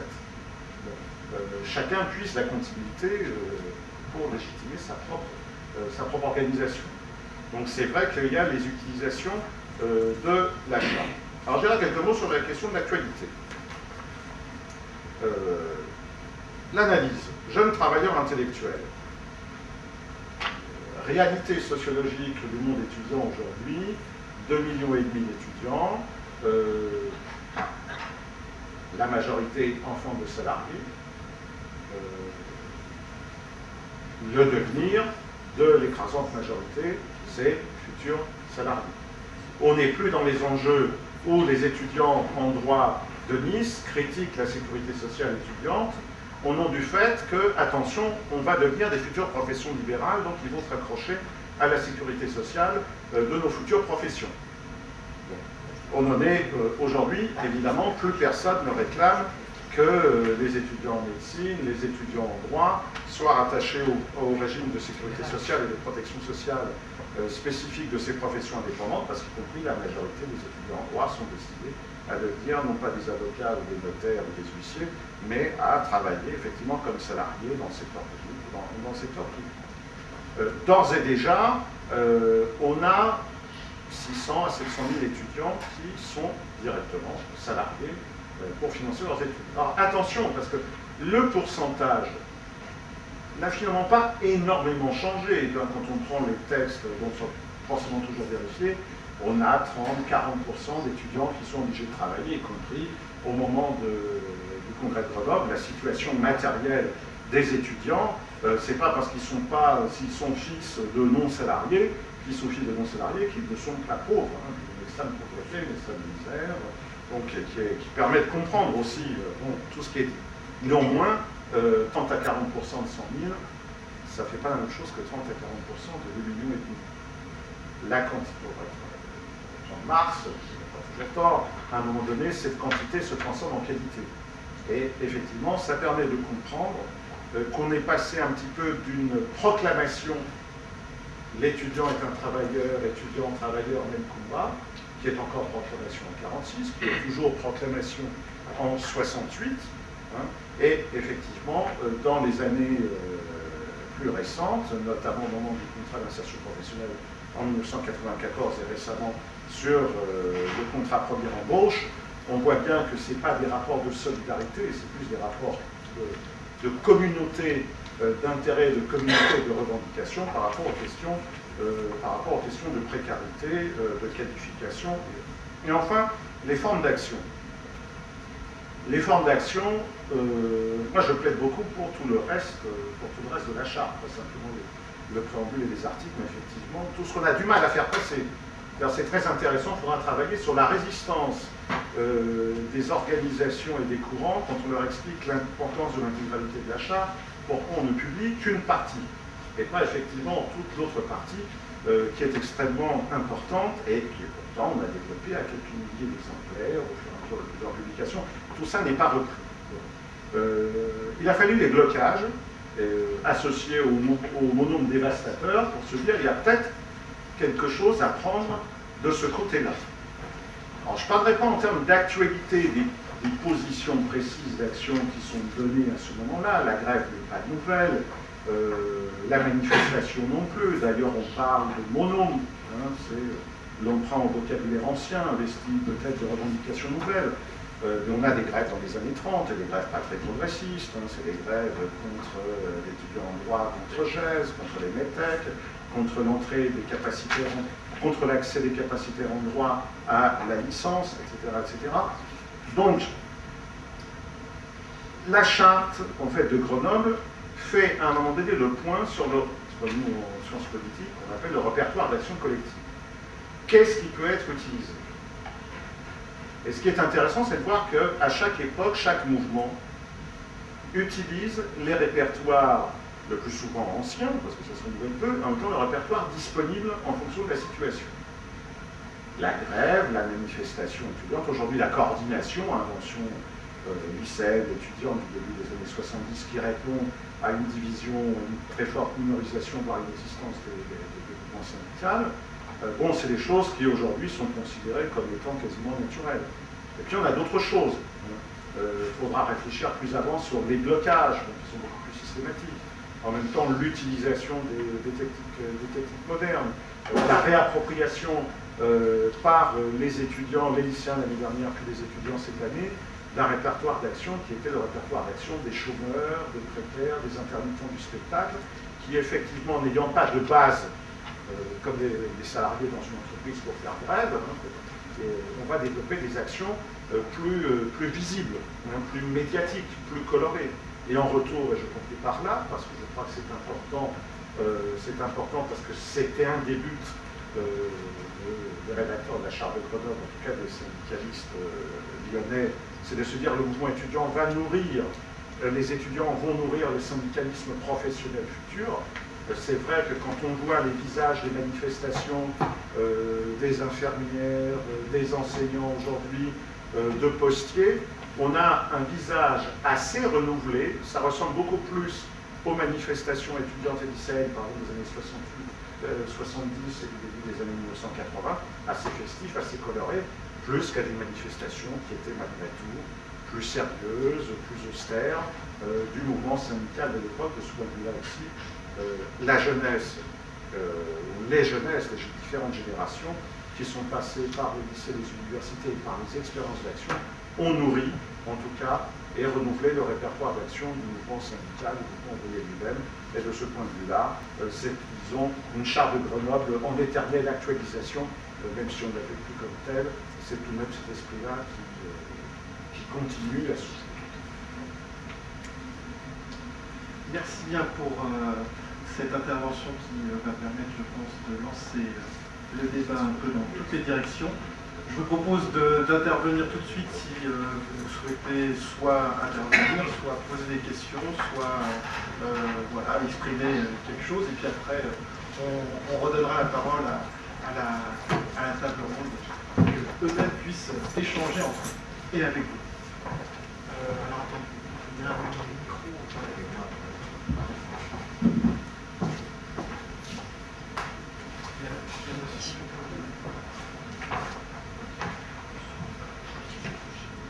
Oui, C'est avant tout, éventuellement, si vous pouvez vous présenter, mais oui, vous êtes bon, pas non plus. Yves Genet, militant de base de l'UNEF sur Bonne Lettre dans les années 50. À propos de ce que vous avez dit justement de l'effet immédiat ou à court terme de la charte de Grenoble, qui son aurait surtout marqué les dirigeants, les cadres, moi je serais tenté de mettre un bémol, précisément en tant que militant de base dans les années à partir de 1948. Autant que je me souvienne, justement, à la base, nous étions nombreux à avoir quand même pris très au sérieux et considéré de façon quand même importante malgré tout les contenus de cette charte, malgré notamment justement ce que vous avez dit, des caractères très différents de la population étudiante, notamment Sorbonne Lettres, qui était quand même une composition relativement assez bourgeoise. Mais enfin, nous adhérions, je crois, nous étions nombreux, je crois, à adhérer malgré tout à cette conception. En relation souvent évidemment aussi avec des opinions politiques d'origine parentale. Mais, enfin, je pense que ça, je ne crois pas que c'était à ce moment-là surtout pris en considération par les cadres. Merci beaucoup de ce témoignage complémentaire. Jacques Leslie, donc j'ai fait partie de la cohorte de responsables dans les années dans lesquelles, effectivement, comme il a été dit, la minorité a pris le pouvoir. Moi, j'ai été d'abord dans un bureau majoritaire, puis nous avons pris le pouvoir. Alors, simplement, parce que vous trouvez tout cela très juste, tout ce qui a été dit, on ne peut pas faire de redondance. Par contre, ajouter un élément, parce que quelque chose qui est moins spectaculaire, et qui me paraît pourtant avoir produit des effets beaucoup plus dévastateurs, c'est le fait que dans les années, justement, 54, 53, 54, 55, il y a eu une bataille pour ce que nous avons appelé la démocratisation de l'enseignement. Alors, évidemment, et ça venait pour une large part des milieux cathos. Alors, c'était, si vous voulez, c'est même le moment où, au fond, entre les laïcs et les non-laïcs, il y a eu un débat déjà sur la vétusté du terme laïque, puisque c'était l'époque où on considérait que ces débats laïcards gênaient le développement du mouvement syndical étudiant. Et il y avait des batailles qui se menaient, et toujours au nom de la charte de Grenoble, pour la démocratisation de l'enseignement. C'est-à-dire, au fond, le refus de la politique antérieure, qui était la politique de la société des agrégés, pour citer des noms précis, pour mettre en cause la politique des bourses, qui étaient à l'époque vraiment des bourses sociales, etc. Enfin, il y avait une série de batailles qui ont marqué, et alors on peut dire que dans tous les débats, on commençait, à tort ou à raison, en s'appuyant sur la charte de Grenoble. C'est-à-dire que ce point n'était pas discuté du tout comme c'était un fondamental. Alors, et ça rendait ce débat très crédible. Je veux dire, il était crédible parce que, par exemple, moi j'ai été harangué au nom de l'UNEF, le congrès à l'époque du syndicat national des instituteurs, on avait été envoyé, il y avait 2000, je crois même que c'était par là à Grenoble. Eh bien, évidemment, premier mot qu'on prononçait, c'était la charte de Grenoble, parce que c'était l'élément qui rassemblait le plus grand nombre d'étudiants. Et donc, comme on avait comme vocation de faire rendre accessible à l'université le plus grand nombre, il est évident que la définition du jeune travailleur intellectuel collait tout à fait. Or, cet aspect des choses qui est plus technique et qui a produit des bouleversements beaucoup plus fondamentaux que beaucoup d'autres. Autrement dit, c'est à ce moment-là, il y avait des documents qui prévoyaient l'augmentation considérable du nombre d'étudiants. Et ceci n'a pas été mesuré dans tout son impact. Enfin voilà, je voulais ajouter que la charte de Grenoble a été un élément qui a fondé cette analyse de démocratisation de l'enseignement. Oui, je dois m'excuser, je dois parler. Bonjour, Mickaël Zemmour, membre de l'actuel bureau national de l'UNEF en charge des questions d'aide sociale. Moi, je voulais apporter un témoignage pour dire un petit peu ce que nous, aujourd'hui, militants de l'UNEF, on fait de cette charte. Pour vous dire un peu, la charte de Grenoble actuellement pour les militants de l'UNEF, très rapidement ils en ont connaissance. Il y a beaucoup de locaux syndicaux de l'UNEF où elle est affichée sur la porte. Il me semble qu'un militant de l'UNEF, aujourd'hui, dans le préambule qu'on a là, il voit de manière un petit peu diffuse, de manière moins précise que ce que vous avez dit, l'esprit de la résistance, d'une part, ce que vous disiez, et l'époque du tournant syndical, ce qu'on disait, avec, on ne date pas précisément si c'est 46 des années 50, mais en tout cas c'est la période pour nous d'après-guerre, avec le tournant syndical, l'idée qu'on va rompre avec le pur corporatisme d'avant-guerre. Ça c'est pour le préambule, mais ce qui peut-être est le plus repris, utilisé, c'est les articles qui suivent. Alors pour plusieurs raisons. D'abord, la définition effectivement de jeune travailleur intellectuel. J'ai envie de dire que quand on reprend les articles et qu'on a un texte qui est fondateur d'une certaine vision de l'UNEF, on pourrait s'attendre, et moi c'est ce qui me surprend, à ce que ce texte soit imparfait entre guillemets sur certains points, à ce que certaines conceptions aient changé, qu'on ne se retrouve pas sur certains éléments. J'ai le sentiment qu'aujourd'hui l'UNEF se retrouve dans cette charte de Grenoble parce que la définition de l'étudiant dans la société n'a pas changé. C'est une place spécifique dans un parcours de vie, mais inscrit dans le domaine des salariés. Il n'y a plus de rupture avec les salariés comme ça pouvait être le cas précédemment. C'était être jeune travailleur intellectuel. L'idée évidemment de propager la vérité, d'un rôle éclaireur sur la société, et on sort du mouvement sur le CPE où c'était manifestement présent. On disait le droit à l'avenir, mais c'était aussi la solidarité avec les salariés, etc. Donc cet éclairage-là. Et puis, sur les trois grandes parties de la charte, tout ce qui est le projet syndical, à la fois de transformation de la vie des étudiants, mais aussi ce que nous aujourd'hui on appelle de transformation sociale, mais donc d'influence sur la société, eh bien on s'y retrouve. Que ça soit sur toujours la revendication, donc ce qu'on appelle aujourd'hui allocation autonomie, ce qui était pré-salaire ou salaire, que ça soit donc la mise en sécurité sociale de la jeunesse, ou que ça soit l'intervention des jeunes dans la société. Pour ma génération militante, ça a été le 21 avril 2002, propager la vérité, Le Pen au deuxième tour, les jeunes descendent dans la rue, la guerre en Irak, la même chose avec en plus l'ouverture internationale de l'UNEF. Et puis le dernier élément peut-être, cette charte sert aussi aux militants de l'UNEF qui s'intéressent énormément à l'histoire de leur organisation, comme grille de lecture de ce qui s'est passé depuis.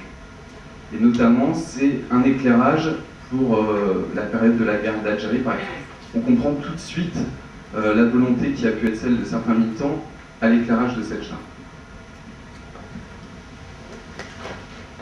Merci beaucoup pour ce témoignage d'actualité. Est-ce qu'il y a déjà d'autres interventions ou on fait déjà un premier retour sur la table ronde? N'hésitez pas si vous avez quelque chose à dire, une question.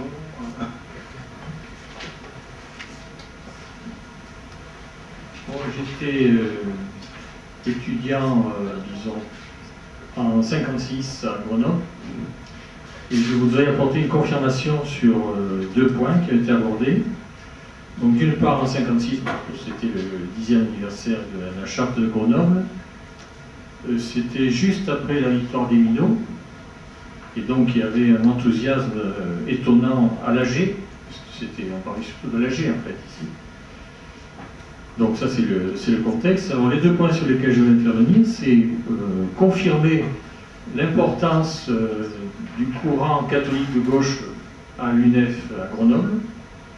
Alors ça s'appelait à l'époque, c'était 9 rue de la Poste, le centre catholique universitaire, qui jouait un rôle très important. Alors sur certains points, les militants du centre catholique universitaire qui étaient à l'UNEF rejoignaient les militants des communistes, mais ils s'en séparaient violemment sur d'autres, puisque c'est l'époque de la Hongrie, l'invasion de Budapest. Et puis alors, sur deux points particuliers, en ce qui concerne les revendications plus corporatistes.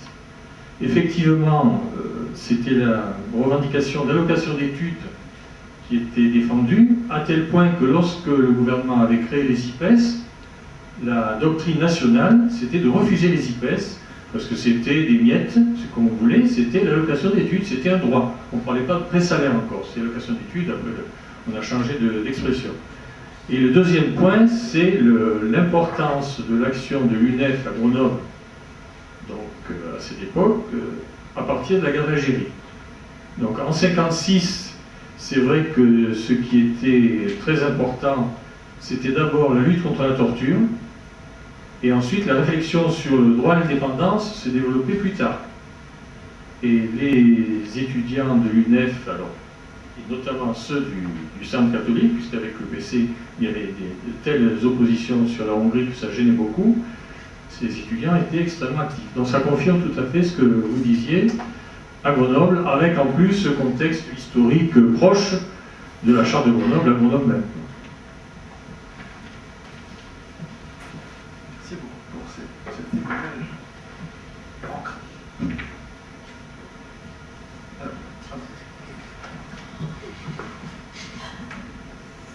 Oui, autre témoignage, je suis de cette même génération étudiante à la fin des années 50 et je souscris tout à fait à tout ce qui a été dit sur le rôle de la GEC. Par exemple, j'étais à Paris, à la Sorbonne, sur le rôle de la GEC, tout à fait laïque et tout à fait, dont les militants étaient tout à fait intégrés à l'UNEF. Bon, à cette époque-là, moi j'étais très peu politisée et conscientisée, disons, et surtout sensible à la question de la guerre d'Algérie, hein, plus qu'aux débats qui avaient été ceux des années précédentes, peut-être concernant le syndicalisme étudiant. Mais je voudrais dire aussi que c'était une époque où il existait une réalité qui, je crois, enfin, me paraît avoir tout à fait disparu du paysage actuel en France, c'est la réalité des mouvements de jeunesse. Il y avait des mouvements de jeunesse, c'était quelque chose qui était très actif dans tous les milieux. Par exemple, l'UEC aussi était très, très active dans l'UNEF. Et chacun, la GEC, donc par rapport à l'Action catholique, et tous ces mouvements de jeunesse par la suite ont été en crise par rapport à leurs propres églises. Je veux dire, je prends église entre guillemets dans la mesure où je considère, enfin nous considérions à l'époque le PC un peu comme l'église de l'UNEF. Et donc il y a eu une espèce d'opération de reprise en main par les églises de tous ces mouvements. La GEC, la JOC, les mouvements protestants et l'UEC. Ce qui aboutit à des déchirures parfois extrêmement profondes. Mais ça créait un sentiment de solidarité et qui était d'autant plus fort qu'il a existé, alors par la suite encore dans les années 60, encore à l'époque gaulliste, une véritable politique de la jeunesse. Bon, moi j'étais responsable d'un mouvement jeunesse à l'époque et il y avait par exemple des bourses qui étaient données pour favoriser les échanges entre les mouvements de France et les mouvements africains et malgaches au moment de leur indépendance. Il y avait un organisme qui s'appelait le GEROGEP, où se retrouvaient les représentants de tous ces mouvements de jeunesse, et pas seulement étudiants bien sûr, hein, mais la JOC par exemple, la JAC à l'époque, hein, l'ancienne UMRJC.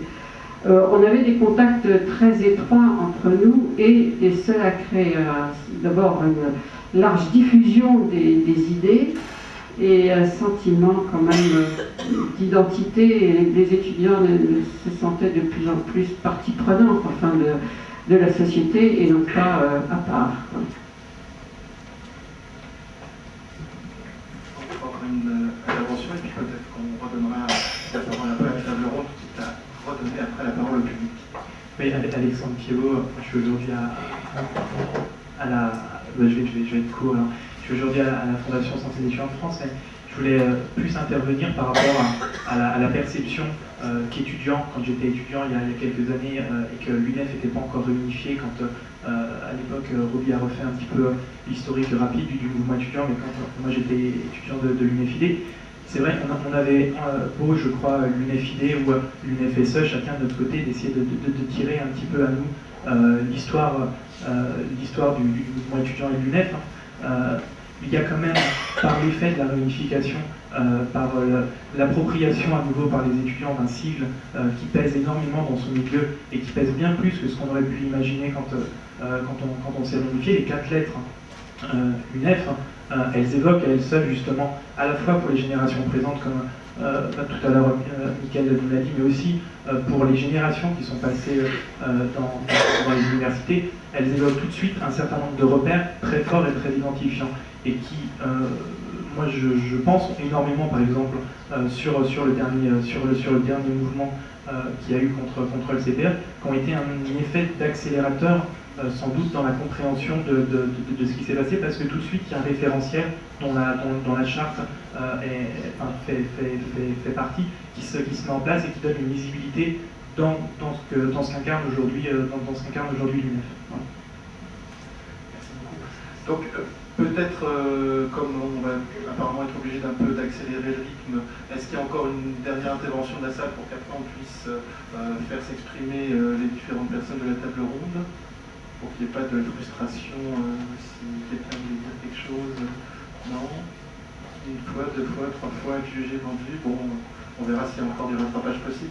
Donc peut-être, je ne sais pas qui veut commencer au niveau de la table ronde pour soit réagir, peut-être, on va donner d'abord la parole à Pierre et à Paul s'ils veulent réagir par rapport à ce qu'ont dit les chercheurs ou ce qu'a dit la salle, s'il y a des choses sur lesquelles vous voulez revenir, sur la FFEC, sur l'articulation avec le mouvement d'aujourd'hui, le sens que les différentes générations de militants ont pu donner à la charte que vous avez connue intimement des années plus tard.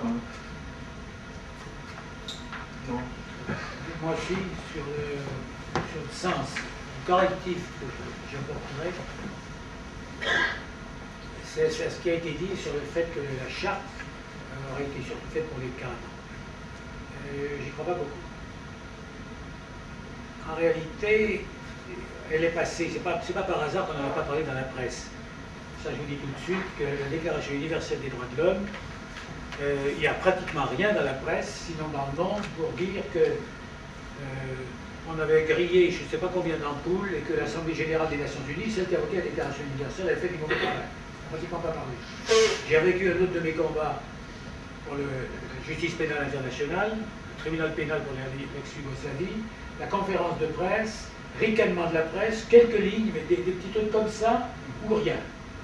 Il se trouve comme ça que des événements de textes majeurs, des textes qui vont être fondateurs, c'est pas ça, c'est pas tout de suite concret, donc on ne voit pas, on n'y croit pas. Passons. En revanche, sur la base, je vais dire que ça me permet de corriger un petit truc sur le pré-salaire ou l'allocation d'études. Au départ, la revendication, notamment de la GEC, dans le pré-salaire était une vieille histoire. Donc, précisément dans les cadres, si on peut appeler ça les cadres du l'UNEF syndical qui se créait, ça passait pas parce que les gens nous disaient, ce qui n'était pas tout à fait faux sémantiquement, comment voulez-vous être pré-salariés alors qu'ils ne seront jamais salariés, puisque médecins, avocats, etc., ne sont pas des salariés, ils sont des libéraux. Il a fallu mener une campagne devant des amphithéâtres pleins, comme vous en avez rarement, je m'excuse. Maintenant, ces jours-ci. À l'époque, c'était rare. Alors à l'époque, je me suis de réunion à Lille, il n'y avait plus de place, les types étaient partout. On disait quoi? D'abord, on se moquait du libéralisme. En reprenant ce vieux truc du directoire, qu'est-ce que ce mot libéral? Que des gens d'un certain calibre placent toujours tant bien que mal, c'est diminutif de libre. Alors on disait, vous voulez être des médecins libres ou libéraux? Vous voulez être des avocats libres ou libéraux? C'est la bataille.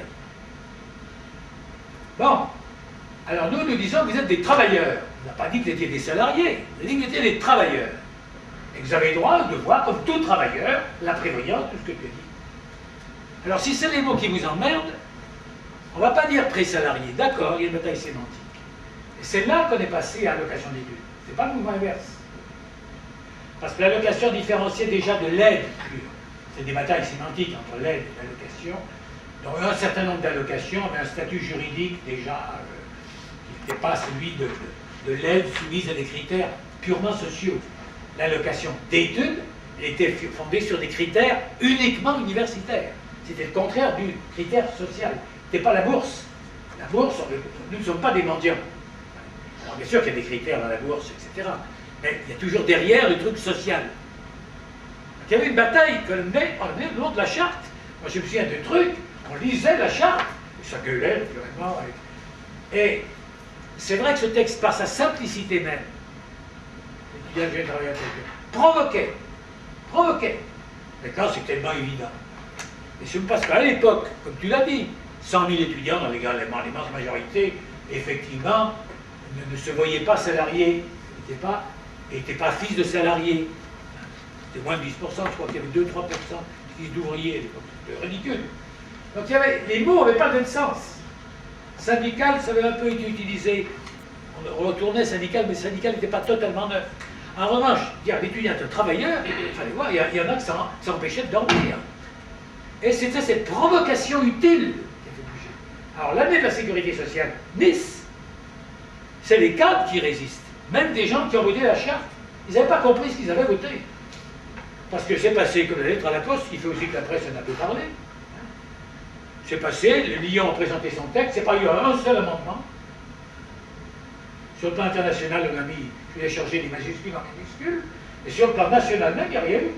Le texte a été entériné, un texte qui est long, entériné tel quel.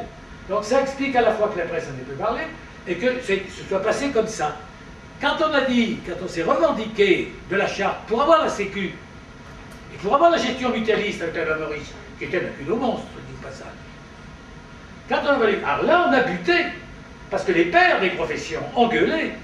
Moi j'ai jeune avocat de syndicats, des syndicats ouvriers, j'étais devenu avocat entre-temps, mais mon bâtonnier, il était monté sur une caisse de savon place Bellecour pour protester à côté du président du syndicat des épiciers contre la sécurité sociale qui va tuer nos libertés. On veut nous imposer, nous, alors c'est drôle quelque part, non, nous savons très bien nous occuper nous-mêmes de notre avenir. La charte, il fallait un texte court, simple, brutal, car c'était brutal, et dire un jeune travailleur intellectuel. C'était brutal. Jeune, c'était pas pareil. C'était le mélange, alors d'accord, la crainte c'était l'annexion par le côté marxiste, parce qu'il y avait, c'était surtout, à l'époque, la FMJD, Fédération mondiale de jeunesse démocratique.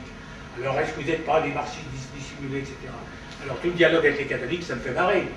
Parce que, il se trouve que le mouvement témoignage chrétien, moi j'ai commencé comme étant mouvement témoignage chrétien. Miguel était témoignage chrétien. Son frère, un militant de témoignage chrétien, tué dans un maquis, etc. Bergeret, etc. Les types qui sont à Grenoble, un grand nombre ont commencé témoignage chrétien. Mais ils ont continué par le combat. Ils ont continué en passant, évidemment, dans l'action directe. Ce qui s'appelle l'action armée. C'est un changement assez important. Il faut quand même comprendre ça. Et alors, à l'intérieur des mouvements catholiques, il y avait aussi la récupération. Il y avait ceux qui avaient, effectivement, comme eux, rejoint les mêmes mouvements que nous. Mais il y avait aussi tous ceux qui voulaient faire oublier le vichisme des évêques. Et à part Saliège et Théas, les évêques n'avaient pas été collabos, il y en a eu très peu. Mais il y avait un aumônier à la milice, ça s'appelait la Débouillon, la milice, qui nous arrêtait nous et torturait nos copains. Alors qu'on ne pouvait pas avoir, on ne peut pas obtenir d'avoir un aumônier pour le maquis. Alors notre conception de la hiérarchie, sur le plan clérical, je vais vous dire, c'était tourné. Et que donc les ralliements dont on parle, il fallait bien qu'ils arrivent. Les jésuites qui étaient l'intelligence que, spécialement à Lyon, les grands noms, les Delubac et autres, des esprits supérieurs, qui eux-mêmes se sont fait crosser par Pinouze, qu'on avait condamné au silence. Mais ceux-là, dans leur silence, nous approuvaient. Il faut savoir tout ça. Il y avait une vraie bataille derrière, qui était une bataille de la liberté, y compris la liberté intellectuelle. Tout ce groupe des jésuites de Fourvière, qui jouait beaucoup, parce qu'à Lyon, il y avait la maison des étudiants catholiques, la Mecque qui était en rival. On y allait et on discutait charte en main. La charte était un tract d'agitation. On est très fiers. On dit, mais quoi, vous voulez, vous êtes pour ou être contre? L'histoire, vos états d'âme, très bien. On dit, les états d'âme ne vous intéressent pas. Bon. Votre âme, qu'est-ce que vous en faites? Allez, bon, il y a un combat. Il y a un combat pour les raisons de vivre. Et ça, on a eu un ralliement extrêmement fort. Alors là, des cadres, que ce soit les jésuites ou ça, les dirigeants, comme on l'a dit tout à l'heure, beaucoup de dirigeants ont vécu la crise de la CJF, le conflit avec les évêques. Alors nous n'acceptions ni dictat politique, c'était la faiblesse des deux UNEF. C'est que la politique est très près. Bon, parlons pas de la MEF. Je dois bien vous dire que je ne suis pas tolérant des années après pour ce dévoiement. Donc, nous, l'indépendance, c'était quelque chose de farouche. De farouche. D'ailleurs, il faut voir qu'y compris à Prague, quand on arrivait à Prague, on était flanqué au départ des représentants d'étudiants catholiques, des représentants du GRF, du Parti communiste, qui arrivaient en tenue, etc., qui est plus résistant que moi tu meurs, et l'UNEF, que certains ont voulu les considérer, nous arrivions, hein, et il fallait monter le courant. Et on y est arrivé. Et on a obtenu le monopole de représentation. Ça, c'est une bataille très concrète. Et bien, on n'aurait pas eu la charte, on ne l'aurait pas gagnée. Pas par hasard que même l'UIE, vous connaissez le témoignage de Pélican, la constitution de l'UIE, la charte de l'UIE, le texte international de tous ces gens qui s'étaient battus dans le monde entier, dont des pans entiers reprend la charte de Grenoble. Ce rêve que nous avions, nous, d'une France qui avait à nouveau parlé au monde, qui était le rêve qui peut paraître ridicule, sur ce plan-là, on l'a partiellement réalisé. Ça, ce qu'il faut comprendre. Alors les mouvements, le ralliement des mouvements catholiques communistes était préparé par ceux qui, comme nous, avaient participé à la résistance, et qui avaient eux aussi de larges masses qui n'avaient pas suivi. Et c'est parce qu'il y avait ce texte rassembleur, que, y compris dans les mouvements confessionnels et politiques, on a trouvé des alliances internes qui font que très vite, l'UNEF a pu se réaffirmer en faisant, vous savez, la phrase de De Gaulle, on fait d'abord comme si. On fait comme si on présente la France. On fait comme si on est. L'UNEF, c'était comme si on présente tout le monde. Comme si. Pour que ça advienne, il faut d'abord faire comme si. Et ce combat, on ne le mène pas sans armes. Il y a des armes qui, là, devenaient intellectuelles. On n'était plus à se bagarrer avec la mitraillette Sten. Il fallait un texte de référence. Et ça, vous, chercheurs, vous ne devez pas sous-estimer. Vous le sous-estimez encore un peu. En croyant que c'est les cadres. Ça, les cadres à Nice, ils voulaient voter contre la sécurité sociale à cause de l'histoire du libéralisme. Avant même les pré-salaires. On ne peut pas voter pour la sécurité sociale. C'est passé d'extrême justesse. Extrême justesse. Parce qu'il y avait de bonnes raisons. Il y avait pas les intermittents du spectacle, il y avait les gars des beaux-arts, qui avaient leur conception, au nom des droits de l'artiste. Dormir debout, il était comme si. Mais ça occupait les tribunes du Congrès, comme il y en a qui parlaient bien, etc. C'était relais, jeunes travailleurs intellectuels, la prévoyance sociale, oui, non, les salars sont pleins. Qu'est-ce que vous faites? Qu'est-ce que vous faites, vous, si vous ne ralliez pas au régime général de la Sécu? Qu'est-ce que vous faites? Et là, on gagnait. Alors, ce qui est vrai, c'est que l'état-major, ce qui était devenu l'état-major de la nouvelle UNEF, on était très disparates. Très disparates. Mais là, il y avait cette volonté farouche d'indépendance, et politique et confessionnelle, qui nous a beaucoup servi. Ce qui fait qu'on était respectés, ils avaient bien raison. Parce que dans les amphis, quand on parlait devant tout le monde, j'aime mieux vous dire que c'était pas commode de nous contrer. Mais c'était une bataille. C'était une bataille. Une bataille pour les étudiants espagnols qui étaient sous le franquisme. On avait la majorité contre nous au début. Faites de la politique, qu'est-ce que c'est que cette histoire? Et la charte. Charte. Et ça veut dire la charte. Vous étiez là quand on s'est battu, nous. Quand nous, on était torturés, quand nos copains. Et vous ne voulez pas être solidaires maintenant, un an après? C'est ça le langage dans les amphis. Alors ça, la charte, sous-estimez pas ça. Les premières années, alors après, évidemment, plus on s'éloigne de ça, on comprend. C'est vrai que déjà après, quand il y a les batailles Mino-Major, c'est il y a 4-5 ans, les toutes premières années où on met en place cela, et on repère sur le plan international, parce qu'on repère la bataille sur le plan international, pour cause. Lui, le rideau de fer descend, c'est pas nous qui avons empêché le rideau de fer. On tient aussi longtemps qu'on peut, mais bon. Et sur le plan interne, on tient longtemps. Donc, la charte, vraiment de ce côté-là, dans ce que j'entends, je n'ai pas besoin de vous dire que ça fait du baume à mon vieux cœur, mais c'est pas, je ne cherche pas les consolations. Je suis sûr que ce texte, si vous savez à quel point chaque mot était pesé, même dans cette période lyrique, chaque mot était pesé. Et là, on était des gens très différents, très différents. En 3 mois, c'est là. Et là, même ceux qui n'étaient pas pour, justement, ne pouvaient pas être vraiment contre. Et c'est pour ça que, même quand ils s'étaient ralliés au hasard d'un vote apparent, ils n'étaient pas mécontents après. Ils n'étaient pas mécontents.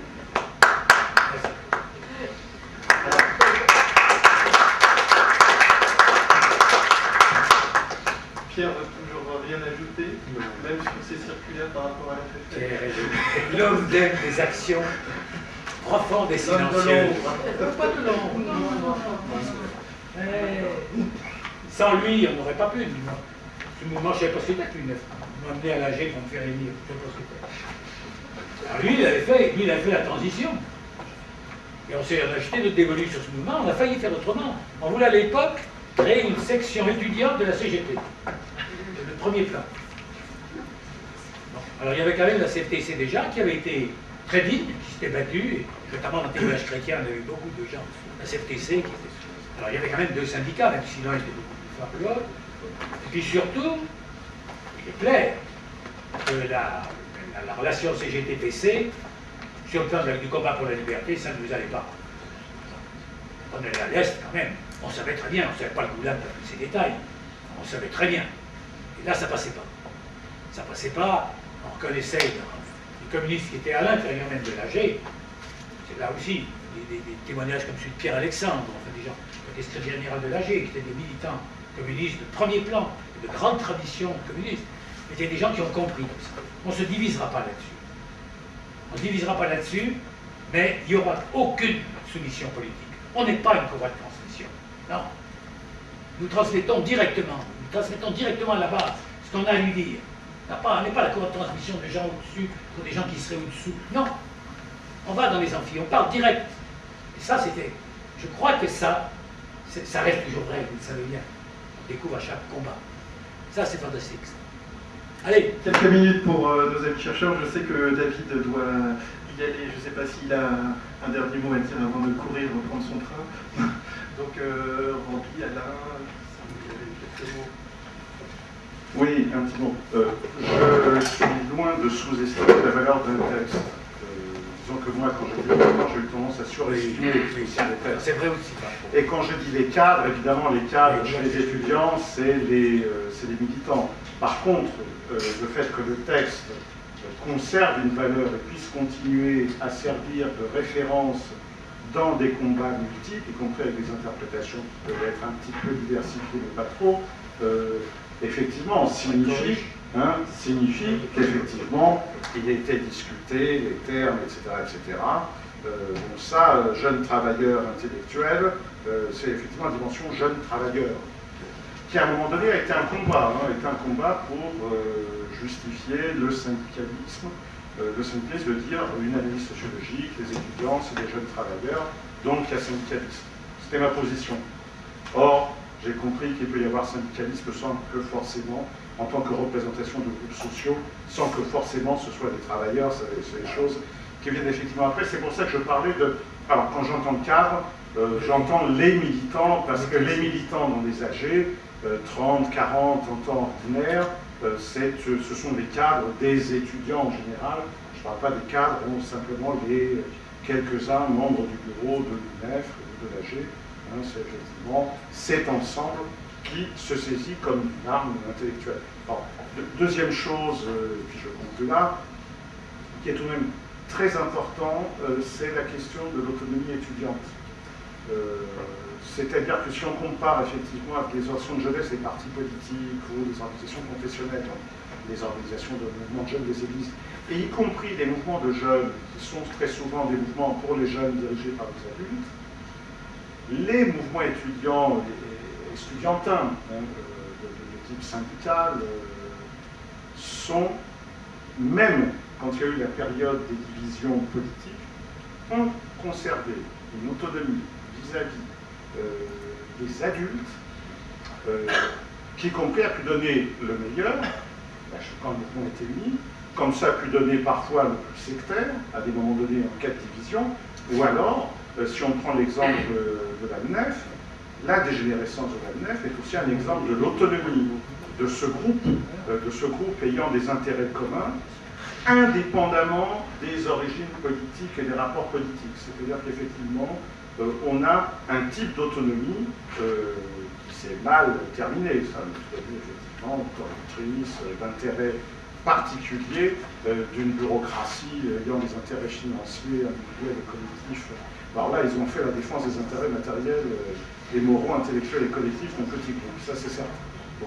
Mais ça aussi c'est intéressant à voir parce que, et même en règle générale d'ailleurs, les mouvements étudiants étaient des creusets d'opposition politique. On l'a vu dans le passé, on l'a vu dans les pays de l'Est, on l'a vu à peu près Dans la plupart des cas, si je prends les trajectoires des différents bureaux, membres des bureaux ou des équipes dirigeantes des deux UNEF ou d'un certain nombre d'organisations étudiantes, ils ont pris une autonomie et sont devenus souvent contestataires à l'intérieur même de leur propre parti, organisation politique, mouvement ou organisation confessionnelle, parce qu'effectivement, ce sont des habitudes de réflexion et d'autonomie qui sont prises. C'est vrai que ça a été dit, l'UNEF et l'association étudiante sont très souvent les seuls mouvements de jeunesse dans lesquels les jeunes sont dirigés par des jeunes, ce qui n'est pas le cas de beaucoup de mouvements de jeunesse et d'éducation populaire dans lesquels on a effectivement des dirigeants adultes,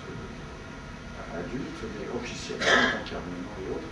Et ça, je crois que c'est quelque chose qui est, au-delà des divers aléas et des nuances à faire, c'est tout de même resté tout à fait caractéristique des organisations étudiantes au sens plus large que de l'UNEF. Est-ce qu'il y a donc peut-être on va pouvoir conclure, sauf s'il y a vraiment encore une intervention intempestive qui souhaite s'exprimer. Non, mais justement, j'incite à la révolte. Donc s'il y a quelqu'un qui veut faire un bonhomme dévastateur pour ne pas clore cette table ronde qui lève dès maintenant. Sinon, je vous... Non, pas de bonhomme dévastateur. Donc, en tout cas, merci beaucoup. J'espère que cette table ronde vous aura convaincu, si vous ne l'étiez pas encore, que cette partie d'histoire de notre passé contemporain et cette partie de recherche est quelque chose d'important à creuser. Que pour ça, il faut évidemment sauvegarder, valoriser les archives de ces mouvements et sur ces mouvements. Il est important de pouvoir croiser justement ce regard entre chercheurs et acteurs et qu'il est important aussi de pouvoir débattre un peu plus largement que dans les cercles initiés de ces questions. Donc merci encore et bonne soirée à vous.